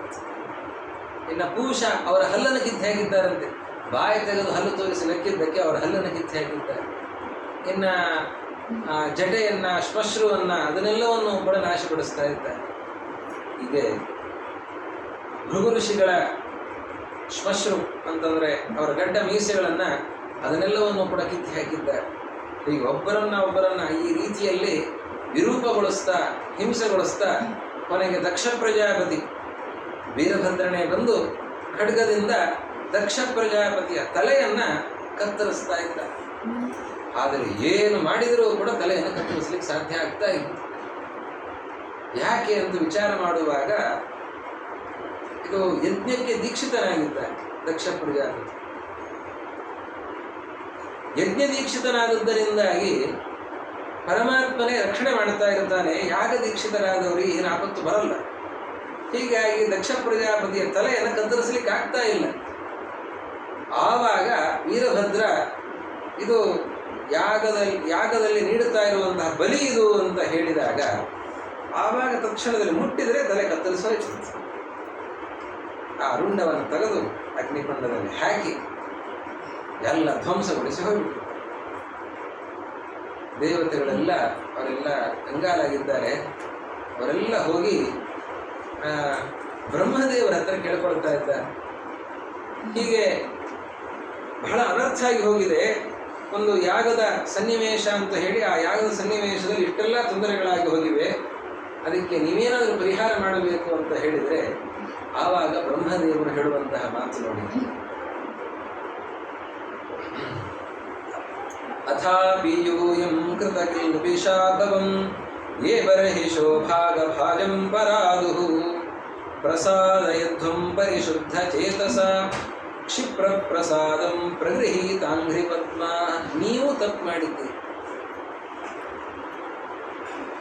ಲೋಕ ಕಲ್ಯಾಣವನ್ನು ಮಾಡುವಂತಹ ರುದ್ರದೇವರಿಗೆ ಅವಮಾನವನ್ನು ಮಾಡಿದ್ದೀರಿ. ಸಾಮಾನ್ಯ ಕೆಲಸ ಅಲ್ಲ ಇದು. ಆದ್ದರಿಂದ ಇವತ್ತು ಇಂತಹ ಅನರ್ಥ ಆಗಿದೆ ಅಂತ ಹೇಳಿದರೆ ನಿಮ್ಮ ತಪ್ಪನ್ನು ನೀವು ಹೇಳ್ಕೊಳ್ಬೇಕು. ನಮ್ಮ ತಪ್ಪು ಹೀಗಾಗಿದೆ ಅಂತ. ಆ ತಪ್ಪನ್ನು ಮರೆಮಾಚಿಕೊಂಡು ಇವತ್ತು ಹೀಗಂತಹ ಅನ್ಯಾಯ ಆಗಿ ಹೋಗಿದೆ ಅಂತ ಹೇಳಿದರೆ ನೀವು ತಪ್ಪು ಮಾಡಿದ್ದೀರಿ. ಏನು ಮಾಡಬೇಕು? ಈಗ ತಪ್ಪಿಗೆ ಏನು ಮಾಡಬೇಕು ಅಂತಂದರೆ ಮೊದಲಿಗೆ ಕ್ಷಮಾಯಾಚನೆ. ಎಲ್ಲದಕ್ಕಿಂತ ದೊಡ್ಡದು. ಎಂಥೆಂಥ ತಪ್ಪುಗಳಿಗೂ ಕೂಡ ತಲೆಬಾಗಿ ನಮಸ್ಕಾರ ಮಾಡಿಬಿಟ್ರೆ, ಕ್ಷಮಾಯಾಚನೆ ಮಾಡಿಬಿಟ್ರೆ ಅದು ಪರಿಹಾರ ಆಗುತ್ತೆ. ಬ್ರಹ್ಮದೇವರಂತಾರೆ, ನೀವು ಹೋಗಿ ರುದ್ರದೇವರ ಹತ್ತಿರ ತಪ್ಪಾಯಿತು ಅಂತ ಕೇಳಿಕೊಂಡು ಕ್ಷಮಾಯಾಚನೆ ಮಾಡಬೇಕು, ನಮಸ್ಕಾರವನ್ನು ಮಾಡಬೇಕು. ಆವಾಗ ರುದ್ರದೇವರು ಅದನ್ನು ಮನ್ನಿಸ್ತಾರೆ. ನಿಮ್ಮ ತಪ್ಪಿನ ದೋಷ ಪರಿಹಾರ ಆಗುತ್ತೆ ಅಂತ ಬ್ರಹ್ಮದೇವರು ಹೇಳಿ, ನಾನು ಬರ್ತೇನೆ ತಾಳಿ ಅಂತ ಹೇಳಿ ಬ್ರಹ್ಮದೇವರು ಕೂಡ ದೇವತೆಗಳನ್ನು ಕರೆದುಕೊಂಡು ಕೈಲಾಸಕ್ಕೆ ಬರ್ತಾರಂತೆ. ನೋಡಿ ಅಂಥ ಮಹತ್ವ. ಬ್ರಹ್ಮದೇವರು ಬರ್ತಾರೆ ಸ್ವತಃ ಎಲ್ಲ ದೇವತೆಗಳನ್ನು ಕರೆದುಕೊಂಡು ಬಂದರೆ ಆವಾಗ ವೇದವ್ಯಾಸರಂತಾರೆ, ಎಷ್ಟು ಅದ್ಭುತವಾಗಿದೆ ಆ ಕೈಲಾಸ. ಎಲ್ಲ ಮಣಿ ಖಚಿತವಾಗಿರುವಂಥದ್ದು, ಶೋಭಿತವಾಗಿರುವಂಥದ್ದು, ಅತ್ಯಂತ ಶ್ರೀಮಂತವಾಗಿರುವಂಥದ್ದು. ಸುತ್ತಲೂ ಅನೇಕ ವೃಕ್ಷಗಳು, ಒಳ್ಳೆಯ ಫಲಗಳು, ಪುಷ್ಪಗಳು, ಅನೇಕ ಮೃಗಗಳು, ಹಕ್ಕಿಗಳು, ಇದರಿಂದ ಶೋಭಿಸ್ತಾ ಇರುವಂತಹ ಆ ಕೈಲಾಸದಲ್ಲಿ ಮಧ್ಯದಲ್ಲಿ ಆ ಶಿವಾಲಯ ರುದ್ರದೇವರ ವಾಸಸ್ಥಾನ, ಭವ್ಯವಾದಂತಹ ಭವನ, ಅತ್ಯಂತ ವೈಭವೋಪೇತವಾಗಿರುವಂತಹ ಭವನ. ಆ ಭವನವನ್ನು ಎಲ್ಲರೂ ಕೂಡ ಪ್ರವೇಶ ಮಾಡಿದರು. ಬಂದರೆ ಬ್ರಹ್ಮದೇವರಿಂದ ಸಹಿತರಾಗಿ ಎಲ್ಲರೂ ಕೂಡ ದೇವತೆಗಳು ಬಂದಿದ್ದಾರೆ. ಬಂದರೆ ಆವಾಗ ನೋಡ್ತಾ ಇದ್ದಾರೆ ರುದ್ರದೇವರು ಜಟ ಭಸ್ಮ ಧಾರಣೆಯನ್ನು ಮಾಡಿದಂತಹ ರುದ್ರದೇವರು ಆವಾಗಲೂ ಕೂಡ ಸನಕಾದಿ ಮುನಿಗಳಿಗೆ ತತ್ವೋಪದೇಶ ಮಾಡ್ತಾ ಕೂತಿದ್ದಾರೆ. ಎಂತಹ ಒಂದು ಮನಸ್ಸಿನ ಸ್ಥಿತಿ ನೋಡಿ. ಮನಸ್ಸಿನ ನಿಯಮನ ಅಂತಂದ್ರೆ ಹೇಗಿರುತ್ತದೆ, ಎಂತಹ ದೊಡ್ಡ ಘೋರವಾದಂತಹ ಕೃತ್ಯ ಆಗಿ ಹೋಗಿದೆ. ಹೆಂಡತಿ ಮರಣವನ್ನು ಹೊಂದಿದ್ದಾಳೆ, ಅದು ಕೂಡ ಅಲ್ಲಿ ಯಾಗ ಮಂಟಪದಲ್ಲಿ ಪ್ರಾಣ ತ್ಯಾಗ ಮಾಡಿದ್ದು. ಆಮೇಲೆ ಇಷ್ಟೆಲ್ಲ ಗಲಾಟೆಗಳಾಗಿದ್ದು, ಹೊಡೆದಾಟ ಆಗಿದ್ದು, ಇಷ್ಟೆಲ್ಲ ಆಗಿದೆ. ಇಷ್ಟೆಲ್ಲ ಆದರೂ ಕೂಡ ರುದ್ರದೇವರು ವಿಚಲಿತರಾಗದೇನೆ ಅವರು ಆ ಸಭಾ ಮಂಟಪದಲ್ಲಿ ಕುಳಿತುಕೊಂಡು ಸನಕಾದಿ ಮುನಿಗಳಿಗೆ ತತ್ವೋಪದೇಶ ಮಾಡ್ತಾ ಇದ್ದಾರೆ. ತತ್ವೋಪದೇಶ ಮಾಡಬೇಕು ಅಂತಂದ್ರೆ ಮನಸ್ಸು ಪ್ರಶಾಂತವಾಗಿದ್ದರೆ ಮಾತ್ರ ಸಾಧ್ಯ. ಅದು ಹೇಳ್ತಾ ಇರೋದು ಯಾರಿಗೆ? ಸನಕಾದಿಗಳಿಗೆ. ಅವರೇನು ಸಾಮಾನ್ಯರ? ಬ್ರಹ್ಮ ಮಾನಸ ಪುತ್ರರು. ಅಂಥವರಿಗೆ ಉಪದೇಶ ಮಾಡುವಾಗ ಅವರ ಮನಸ್ಸಿನ ಏಕಾಗ್ರತೆ ಎಷ್ಟರ ಮಟ್ಟಿಗಿರಬೇಕು. ನಾರದರಿದ್ದಾರೆ, ಸನಕಾದಿಗಳಿದ್ದಾರೆ. ಉಪವಿಷ್ಟಂ ದರ್ಭಮಯ್ಯಾಂ ದೃಶ್ಯಾಂ ಬ್ರಹ್ಮ ಸನಾತನಂ ನಾರದಾಯ ಪ್ರವೋಚಂತಂ ಪೃಚ್ಛತೆ ಶೃಣ್ವತಾಂ ಸದಾಂ. ದರ್ಭಮಯವಾದಂತಹ ಆಸನದಲ್ಲಿ ಕೂತಿದ್ದಾರೆ, ಪ್ರಶಾಂತವಾಗಿ ಕೂತಿದ್ದಾರಂತೆ. ಯಾವ ಉದ್ವೇಗಗಳು ಇಲ್ಲ, ಅಷ್ಟು ಶಾಂತವಾಗಿ ಕೂತಿದ್ದಾರೆ. ನಾರದರು ಅನೇಕ ಜಿಜ್ಞಾಸೆಗಳನ್ನು ಮುಂದಿಡ್ತಿದ್ದಾರೆ, ಪ್ರಶ್ನೆಗಳನ್ನು ಕೇಳ್ತಿದ್ದಾರೆ, ಅವರಿಗೆ ಉಪದೇಶ ಮಾಡುತ್ತಾ ಇದ್ದಾರೆ. ಅಂತಹ ರುದ್ರದೇವರನ್ನು ನೋಡಿದಾಗ ದೇವತೆಗಳೆಲ್ಲ ಆಶ್ಚರ್ಯಚಕಿತರಾಗ್ತಾ ಇದ್ದಾರೆ. ಬ್ರಹ್ಮದೇವರು ರುದ್ರಾಂತರ್ಯಾಮಿಯಾದ ಪರಮಾತ್ಮನ ಸ್ತೋತ್ರವನ್ನು ಮಾಡುತ್ತಾರೆ. ರುದ್ರದೇವರ ಸ್ತೋತ್ರವನ್ನಲ್ಲ, ರುದ್ರದೇವರು ಬ್ರಹ್ಮದೇವರ ಮಗ, ಅವರಿಯಾಗಿ ಬ್ರಹ್ಮದೇವರ ಸ್ತೋತ್ರ ಮಾಡಬೇಕು. ಜಾನೇ ತ್ವಾಮೀಶ ವಿಶ್ವಸ್ಯ ಜಗತೋ ಯೋನಿ ಬೀಜಯೋ ಶಕ್ತೇ ಶಿವಸ್ಯ ಚ ಪರಂ ಯತ್ತದ್ ಬ್ರಹ್ಮ ನಿರಂತರಂ. ನಿನ್ನನ್ನ ಸರ್ವೇಶ ಅಂತ ನಾನು ತಿಳಿತಾ ಇದ್ದೇನೆ, ಕಾಣ್ತಾ ಇದ್ದೇನೆ. ಜಗತ್ತಿನ ಹುಟ್ಟು ಸಾವುಗಳಿಗೆ ಕಾರಣನಾದಂಥವನು ನೀನು ಅಂತ ಹೇಳ್ತಾ ಇದ್ದಾರೆ. ಯಾರು ಹುಟ್ಟು ಸಾವುಗಳಿಗೆ ಕಾರಣ? ರುದ್ರದೇವರಲ್ಲ, ರುದ್ರಾಂತರ್ಯಾಮಿ ಅಂದರೆ ಪರಮಾತ್ಮ. ಆ ಪರಮಾತ್ಮನ ಚಿಂತನೆಯಲ್ಲಿ ರುದ್ರದೇವರು ಈ ಮಾತನ್ನು ಹೇಳ್ತಾ ಇದ್ದಾರೆ. ಅವ್ರಿಗೆ ಹೇಗೆ ಅಂತಂದ್ರೆ, ಈಗ ನೋಡಿ, ಸ್ವಾಮಿಗಳು ಬರ್ತಾರೆ, ಬಂದು ಕೂಡಲೇ ಕಾರಿನಲ್ಲಿ ಇದ್ದಾರೆ, ಇನ್ನೂ ಹೊರಗಡೆ ಇಳಿಲಿಲ್ಲ. ಬಂದು ಕೂಡಲೇ ನಮಸ್ಕಾರ ಮಾಡಿಬಿಡ್ತೇವೆ. ಆ ಸಣ್ಣ ಹುಡುಗ ಕೇಳ್ತಾನೆ, ಯಾಕೋ ಅಪ್ಪ ಕಾರಿಗೆ ನಮಸ್ಕಾರ ಮಾಡ್ತಾ ಇದ್ದೀವಿ ಅಂತಂದ್ರೆ ನಾವೇನು ಹೇಳ್ತೇವೆ? ನೀವು ಸ್ವಾಮಿಗಳು ಅಂದ್ರೆ ಕಾರ್ ನಮಗೆ ಕಾಣಿಸ್ತಾನೆ ಇಲ್ಲ, ನಮಗೆ ಕಾಣಿಸ್ತಾ ಇರೋದು ಕಾರೊಳಗೆ ಕೂತಿರುವಂತಹ ಸ್ವಾಮಿಗಳೇ ಅಲ್ವಾ? ಹಾಗೆ ಆ ಬ್ರಹ್ಮದೇವರಿಗೆ ದೇವರು ಕಾಣಿಸ್ತಾ ಇದ್ದಾರೆ. ದೇವರನ್ನು ನೋಡ್ತಾ ದೇವರ ಮಹಿಮೆಯನ್ನು ಹೇಳ್ತಾ ಇದ್ದಾರೆ. ಜಗತ್ತಿನ ಸೃಷ್ಟಿಯಾದಿಗಳಿಗೆ ಕಾರಣನಾದಂಥವನೇನು? ಶಕ್ತೇ ಶಿವಸ್ಯ ಚ ಪರಂ. ನೋಡಿ ಸ್ಪಷ್ಟವಾಗಿ, ಶಕ್ತಿ ಶಿವರಿಗಿಂತಲೂ ಮೇಲಿರುವಂತಹ ಬ್ರಹ್ಮ ಸನಾತನನಾದವನು ನೀನು ಅಂತ ಆ ಶಿವಾಂತರ್ಯಾಮಿಯಾದ ಪರಬ್ರಹ್ಮನನ್ನ ಕಾಣುತ್ತಾ ಚತುರ್ಮುಖ ಬ್ರಹ್ಮದೇವರು ಸ್ತೋತ್ರವನ್ನು ಮಾಡುತ್ತಾರೆ. ಹಾಗೆ ಸುಂದರವಾಗಿ ಸ್ತೋತ್ರವನ್ನು ಮಾಡುತ್ತಾರೆ. ದೇವತೆಗಳೆಲ್ಲರೂ ತಲೆಬಾಗಿ ಅವರು ಸ್ತೋತ್ರವನ್ನ ಮಾಡಿದ್ದಾರೆ. ಇವರು ಮಾಡಿದಂತಹ ತಪ್ಪನ್ನ ಮನ್ನಿಸಬೇಕು. ಏನೋ ಹುಡುಗಾಟಿಕೆ ತಪ್ಪುಗಳನ್ನು ಮಾಡಿದ್ದಾರೆ, ಅವರಿಗೆ ಯಾರಿಗೆ ಅನರ್ಥ ಆಗಿದೆ, ಅನ್ಯಾಯ ಆಗಿದೆ, ಅದೆಲ್ಲವೂ ಕೂಡ ಸರಿಯಾಗಲಿ ಅಂತ ನೀವು ಹೇಳಬೇಕು. ದಕ್ಷ ಪ್ರಜಾಪತಿ ಮತ್ತೆ ಬದುಕಬೇಕು. ಅದಕ್ಕೆ ರುದ್ರದೇವರು ಅದನ್ನೆಲ್ಲವನ್ನು ಕೂಡ ಪರಿಹಾರ ಮಾಡಬೇಕು ಅಂತ ಕೇಳಿಕೊಂಡ್ರೆ ಆವಾಗ ರುದ್ರದೇವರಂತಾರೆ, ನಾಘಂ ಪ್ರಜೇಶ ಬಾಲಾನಾಂ ವರ್ಣಯೇ ನಾನು ಚಿಂತೆಯೇ ದೇವ ಮಾಯಾಭಿಭೂತಾನಾಂ ದಂಡಸ್ತತ್ರ ಧೃತೋಮಯ. ಅವ್ರು ಯಾರೋ ತಪ್ಪು ಮಾಡಿದ್ದಾರೆ ಅಂತ ನಾನು ಯಾಕೆ ಅದನ್ನು ಎಣಿಸಿದೆ ಅಂತ ರುದ್ರದೇವರು ಹೇಳುವಂತಹ ಮಾತು. ಇವರು ಮಕ್ಕಳು, ಇನ್ನು ಮಕ್ಕಳು ಅಂದರೆ ರುದ್ರದೇವರ ದೃಷ್ಟಿಯಿಂದ ಬಹಳ ಚಿಕ್ಕವರು. ಬಾಲಾನಾಂ ಅಂತಾರೆ. ಆ ಮಕ್ಕಳ ಈ ತಪ್ಪು, ಇದನ್ನ ವರ್ಣಯೇ ನಾನು ಚಿಂತೆ, ಅದನ್ನು ನಾನು ಅವನು ಹೀಗೆ ಮಾಡಿದ್ದಾನೆ ಹಾಗೆ ಮಾಡಿದ್ದಾನೆ ಅಂತ ಅದನ್ನು ಹೇಳಲಿಕ್ಕೂ ಹೋಗಲ್ಲ. ಅದನ್ನು ಕೆಲವೊಂದನ್ನು ಹೇಳಲ್ಲ, ಅದರ ಮನಸ್ಸಿನಲ್ಲಿ ಅದನ್ನು ಆಲೋಚನೆ ಮಾಡ್ತಿರ್ತಾರೆ. ಅನುಚಿಂತೆಯೇ, ಅದನ್ನು ನಾನು ಆಲೋಚನೆನೂ ಮಾಡಲ್ಲ ಅಂತ. ಮತ್ತೆ ಇದನ್ನೆಲ್ಲ ಮಾಡಿದ್ದೀರಲ್ಲ, ವೀರಭದ್ರನ ಸೃಷ್ಟಿ ಮಾಡಿ ತಲೆ ಕಡದದ್ದು ಮತ್ತೊಂದು ಮಾಡಿದ್ದು ಅಂತಂದ್ರೆ, ನಾನು ತಪ್ಪು ಮಾಡಿದವರಿಗೆ ಶಿಕ್ಷೆ ಕೊಡಬೇಕಾದ ಕೆಲಸ ನಮ್ಮದಿದೆ. ದಂಡ ಧೃತೋಮಯ, ನಾನು ಶಿಕ್ಷೆಯನ್ನು ಕೊಟ್ಟಿದ್ದೇನೆ, ತಪ್ಪು ಮಾಡಿದ್ದಕ್ಕೆ ಶಿಕ್ಷೆ ಕೊಟ್ಟಿದ್ದೇನೆ ಹೊರತಾಗಿ ಅವರು ತಪ್ಪು ಮಾಡಿದ್ದಾರೆ ಅಂತ ಹೇಳುವಂಥವನ್ನಲ್ಲ. ಮತ್ತೆ ಇವರದ್ದೆಲ್ಲ ಅನರ್ಥ ಆಗಿದೆಯಲ್ಲ, ಅದಕ್ಕೇನು ಪರಿಹಾರ ಅಂತಂದರೆ, ಈ ದಕ್ಷ ಪ್ರಜಾಪತಿಯ ತಲೆನೇ ಹೊರಟೋಗಿದ್ದು, ಅವನಿಗೆ ಹೋತದ ತಲೆ ಬರಲಿ. ಅಜಮುಖಂ ಶಿರಃ. ಇನ್ನ ಮಿತ್ರಸ್ಯ ಚಕ್ಷುಷ ಈಕ್ಷೇತ ಭಾಗಂ ಸ್ವಂ ಬರ್ಹಿಷೋ ಭಗಃ. ಭಗನಿಗೆ ಕಣ್ಣುಗಳು ಹೋಗಿವೆ, ಕಣ್ಣುಗಳನ್ನು ಕಿತ್ತು ಹಾಕಿದ್ದಿದೆ. ಮತ್ತು ಅವನಿಗೇನು ಗತಿ ಅಂತಂದರೆ, ಅವನು ಭಗ ಮಿತ್ರನ ಕಣ್ಣಿನಿಂದ ಅವನು ನೋಡಲಿ ಅಂತನೋ ವ್ಯವಸ್ಥೆ. ಇನ್ನು ಪೂಷನಿಗೆ ಹಲ್ಲುಗಳು ಹೊರಟು ಹೋಗಿವೆ, ಅದಕ್ಕೇನು ಗತಿ ಅಂತಂದರೆ, ಪೂಷಾತ್ ಯಜಮಾನಸ್ಯ ದದ್ಭಿರ್ಜಕ್ಷತು ಪಿಷ್ಟಭುಕ್. ಅವನು ಪಿಷ್ಟಭುಕ್ ಅಂತಂದರೆ ಹಿಟ್ಟಿನ ಆಹಾರವನ್ನು ಸ್ವೀಕಾರ ಮಾಡುವಂತಾಗಿ, ಅಲ್ಲಿಲ್ಲ ಅವನಿಗೆ. ಹೀಗಾಗಿ ಹಿಟ್ಟಿನ ಆಹಾರ ಪೂಷ ಪ್ರವಿಷ್ಟ ಭಾಗ ಅಂತ ಹೇಳ್ತಾರೆ. ಯಾಗದಲ್ಲಿ ಪೂಷನಿಗೆ ಆಹುತಿ ಅಂತನ್ನುವಾಗ ಉಳಿದವರಿಗೆ ಇರುವಂತಹ ಆಹುತಿ ಇಲ್ಲ, ಅವನಿಗೆ ಹಿಟ್ಟಿನ ಆಹುತಿಯನ್ನೇ ನೀಡಬೇಕು. ಇನ್ನು ಈ ರೀತಿಯಲ್ಲಿ ಪ್ರತಿಯೊಬ್ಬರಿಗೂ ಹೇಳ್ತಾ, ಬಸ್ತಶ್ಮಶ್ರು ಭೃಗುರ್ಭವೇತ್. ಭೃಗು ಋಷಿಗಳಿಗೆ ಗಡ್ಡ ಮೀಸೆಗಳೆಲ್ಲ ಹೊರಟೋಗಿವೆ. ಅದಕ್ಕೇನು ಅಂತಂದರೆ ಬಸ್ತಶ್ಮಶ್ರು ಅಂತಂದರೆ ಹೋತಕ್ಕೆ ಬರುವ ಹಾಗೆ ಒಂದು ಸ್ವಲ್ಪ ಕುರುಚಲು ಗಡ್ಡೆ ಇಲ್ಲಿ ಬರುತ್ತಲ್ಲ, ಆ ರೀತಿಯಲ್ಲಿ ಒಂದು ಸ್ವಲ್ಪ ಬೆಳಕೊಳ್ಳಿ ಅಷ್ಟೇ ಅಂತ ಹೀಗೆ ಪ್ರತಿಯೊಂದನ್ನು ಕೂಡ ಹೇಳಿದ್ದಾರೆ. ಆಮೇಲೆ ಹೋತದ ತಲೆಯನ್ನು ಇವರಿಗೆ ದಕ್ಷ ಪ್ರಜಾಪತಿಗೆ ಇಟ್ಟಿದ್ದಾರೆ. ಹೀಗೆ ದಕ್ಷ ಪ್ರಜಾಪತಿ ಬಂದು ಬದುಕಿ ಜನ್ಮವನ್ನು ಪುನಃ ಪಡೆದು ರುದ್ರದೇವರಿಗೆ ತಲೆಬಾಗಿ ನಮಸ್ಕಾರವನ್ನು ಮಾಡ್ತಾ, ಯೋಸೋ ಮಯಾ ವಿದಿತ ತತ್ವದೃಶಾ ಸಭಾಯಾಂ ಕ್ಷಿಪ್ತೋ ದುರುಕ್ತಿ ವಿಶಿಖೈರಗಣೈಯ ತನ್ಮಾಂ ಅರ್ವಾಕ್ಪತಂತಮರ್ಹತ್ತಮನಿಂದೈಕ್ಷ ದೃಷ್ಟ್ಯಾರ್ದ್ರಯಾ ಸ ಭಗವಾನ್ ಸ್ವಕೃತೇನ ತುಷ್ಯೇತ್. ನಾನು ಮಾಡಬಾರ ತಪ್ಪನ್ನು ಮಾಡಿದ್ದೇನೆ, ಸಭೆಯಲ್ಲಿ ನಿಂದನೆ ಮಾಡಿದ್ದೇನೆ, ಕೆಟ್ಟ ಶಬ್ದಗಳಿಂದ ಬೈದಿದ್ದೇನೆ, ಅವಾಚ್ಯ ಶಬ್ದಗಳಿಂದ ಬೈದಿದ್ದೇನೆ, ತಪ್ಪು ಮಾಡಿದ್ದೇನೆ, ಅವಮಾನವನ್ನು ಮಾಡಿದ್ದೇನೆ. ನಾನು ಅಂತಹ ಮಾಡಿದ ಕೆಲಸದಿಂದ ಅರವಾಗ್ಪತಂತಂ ಕೆಳಗೆ ಬೀಳುತ್ತಾ ಇದ್ದೇನೆ.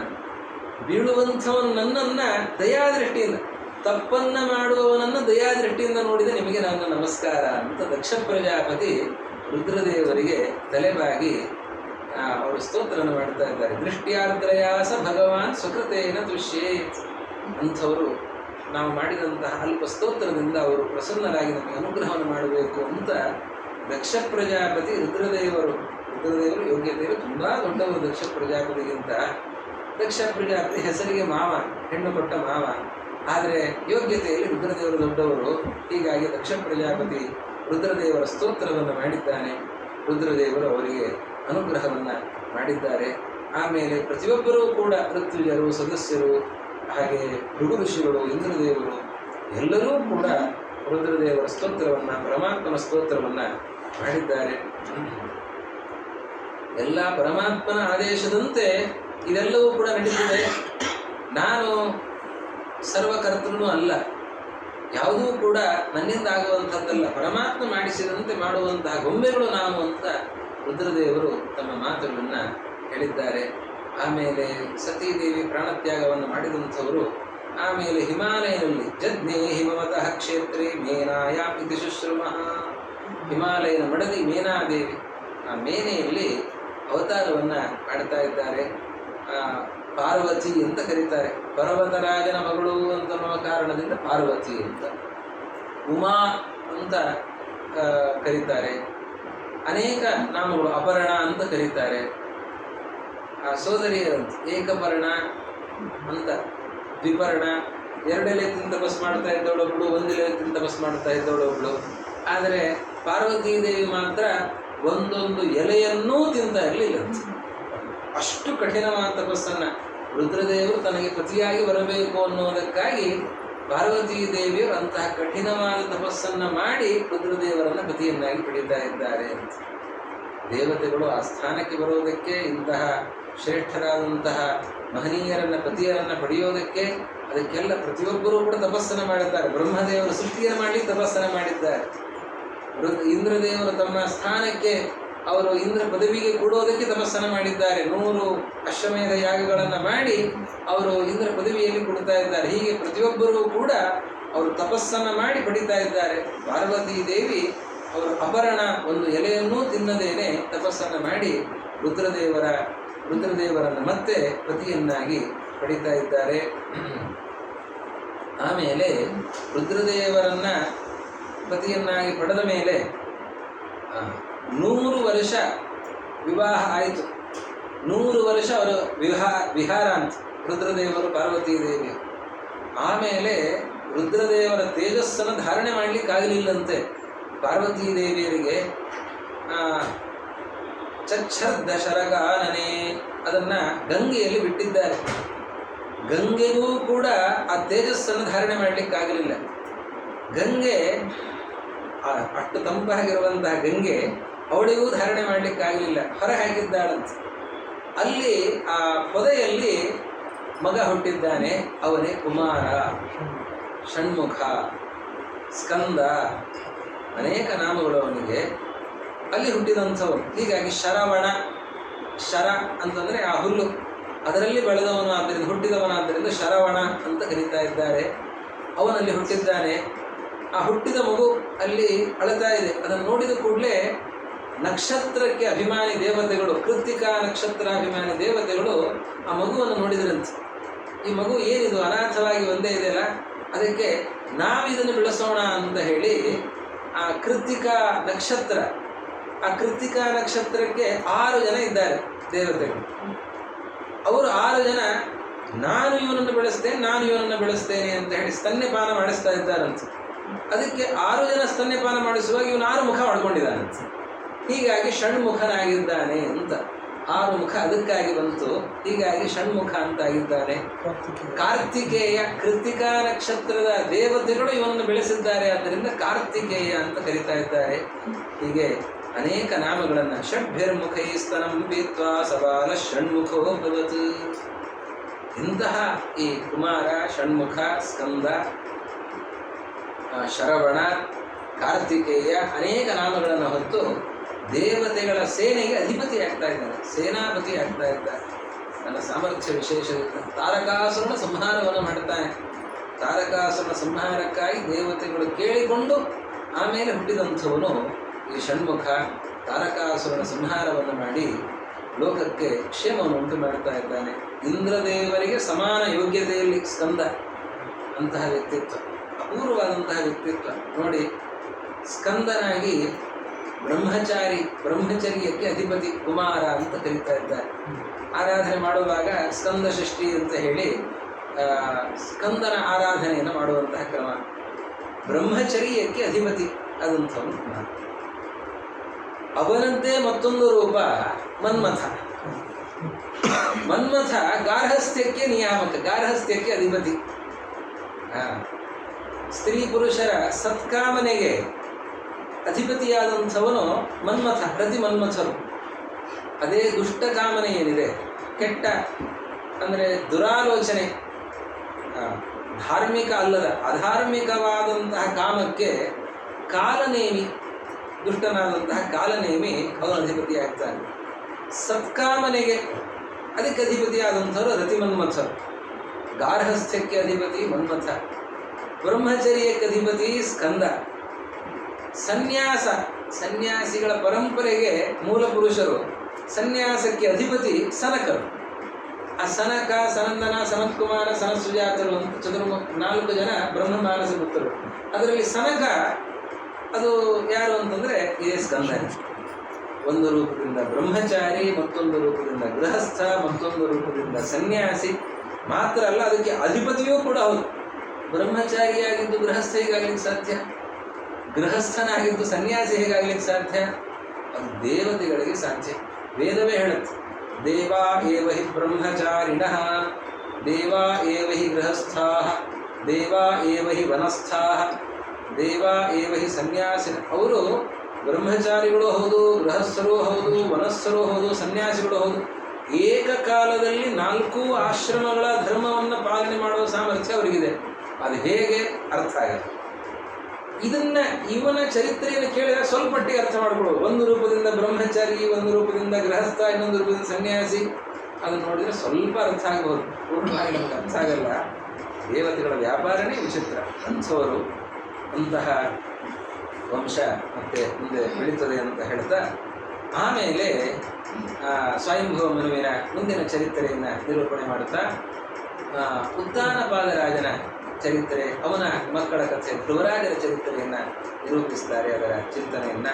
ಹಾಗೆ ಪೃಥು ಮಹಾರಾಜರ ಚರಿತ್ರೆ, ಅದನ್ನೆಲ್ಲವನ್ನು ಕೂಡ ನಾಳೆ ದಿವಸ ನೋಡೋಣ ಅಂತ ಹೇಳ್ತಾ ಶ್ರೀ ಗುರು ಗಣಪತಿ ಬಂದು ಈ ಸ್ಕಂದಕ್ಕೆ ತಮ್ಮ ಆಗ್ತಾನೆ. ಹೌದು, ಸ್ಕಂದ ಮೊದಲು, ಆಮೇಲೆ ಗಣಪತಿ. ಪ್ರದ್ಯುಮ್ನೂ ಇವನೇ ಅಲ್ವಾ? ಪ್ರದ್ಯುಮ್ನನು ಇವನು. ಪ್ರದ್ಯುಮ್ನ ಮನ್ಮಥನ ಅವತಾರ. ಆಮೇಲೆ ಭರತ, ರಾಮನ ತಮ್ಮ ಭರತ, ಆ ಭರತನು ಕೂಡ ಮನ್ಮಥನ ಅವತಾರ. ತಮಿಳುನಾಡಲ್ಲಿ ಗಣಪತಿ ದೊಡ್ಡ, ಸ್ಕಂದ ಚಿಕ್ಕವನು ಅಂತ ವಿಚಾರ ಮಾಡಿದ್ದಾರೆ. ಹಾಗಿಲ್ಲ, ಮೊದಲು ಸ್ಕಂದ ಆಮೇಲೆ ಗಣಪತಿ. ಅಲ್ಲಿ ತಮಿಳುನಾಡಿನಲ್ಲಿ ಸ್ಕಂದನ ಆರಾಧನೆ ಬಹಳ ಜೋರು. ಶ್ರವಣ ಮುರುಗನ್, ಹೌದು ಮುರುಗನ್. 6 ಪಡೆ ವೀಡಂತವ್ರು, 6 ಪಡೆ ವೀಡು, 6 ಜಾಗ ಸ್ಕಂದ ಇವರು ಸುಬ್ರಹ್ಮಣ್ಯಂದು ವಿಶೇಷ ಇದು ಅಂತ. ಪಳನಿ ಆ ಥರ, ಪಳನಿ, ತಿರುಪರಕುಂಡ್ರಂ, ಆಮೇಲೆ ಪಳಮುದಿಚ್ಚೋಲೈ, ಈ ಥರ 6 ಜಾಗ ಇದೆ ತಮಿಳ್ನಾಡಲ್ಲಿ. ಅಲ್ಲೆಲ್ಲ ಕಡೆ ಸ್ಕಂದನ ಫುಲ್ ತುಂಬ ಇದು ಎಲ್ಲ ಅಂದರೆ ಬೆಟ್ಟದ ಮೇಲೆನೆ ಮತ್ತೆಲ್ಲ. ಹೌದಾ? ಹೌದು, ಎಲ್ಲ ಬೆಟ್ಟದ ಮೇಲೆ. ಶರವಣ ಸ್ಟೋರ್ಸ್, ಟಿನಗರ. ಹೌದಾ? ಟಿನಗರದಲ್ಲಿ ಮೂಲ ಅಲ್ಲ ಅವ್ರದ್ದು? ಎಲ್ಲ ತುಂಬಾ ಕಡೆ ಇದೆ. ಹೌದಾ? ಅದು ಅಲ್ಲಿ 7 ಅಂತಸ್ತಿನದ್ದು ರಂಗನಾಥ ಸ್ಟ್ರೀಟ್. ಅದು ಮೇನ್ಲಿ ಸೇನಾಧಿಪತಿ ಅಲ್ವಾ? ಅದು ಅವರು ವಾರಿಯರ್ ಕ್ಲಾಸ್ ಅವರೆಲ್ಲ, ಅದಕ್ಕೆ ಅವ್ರನ್ನೇ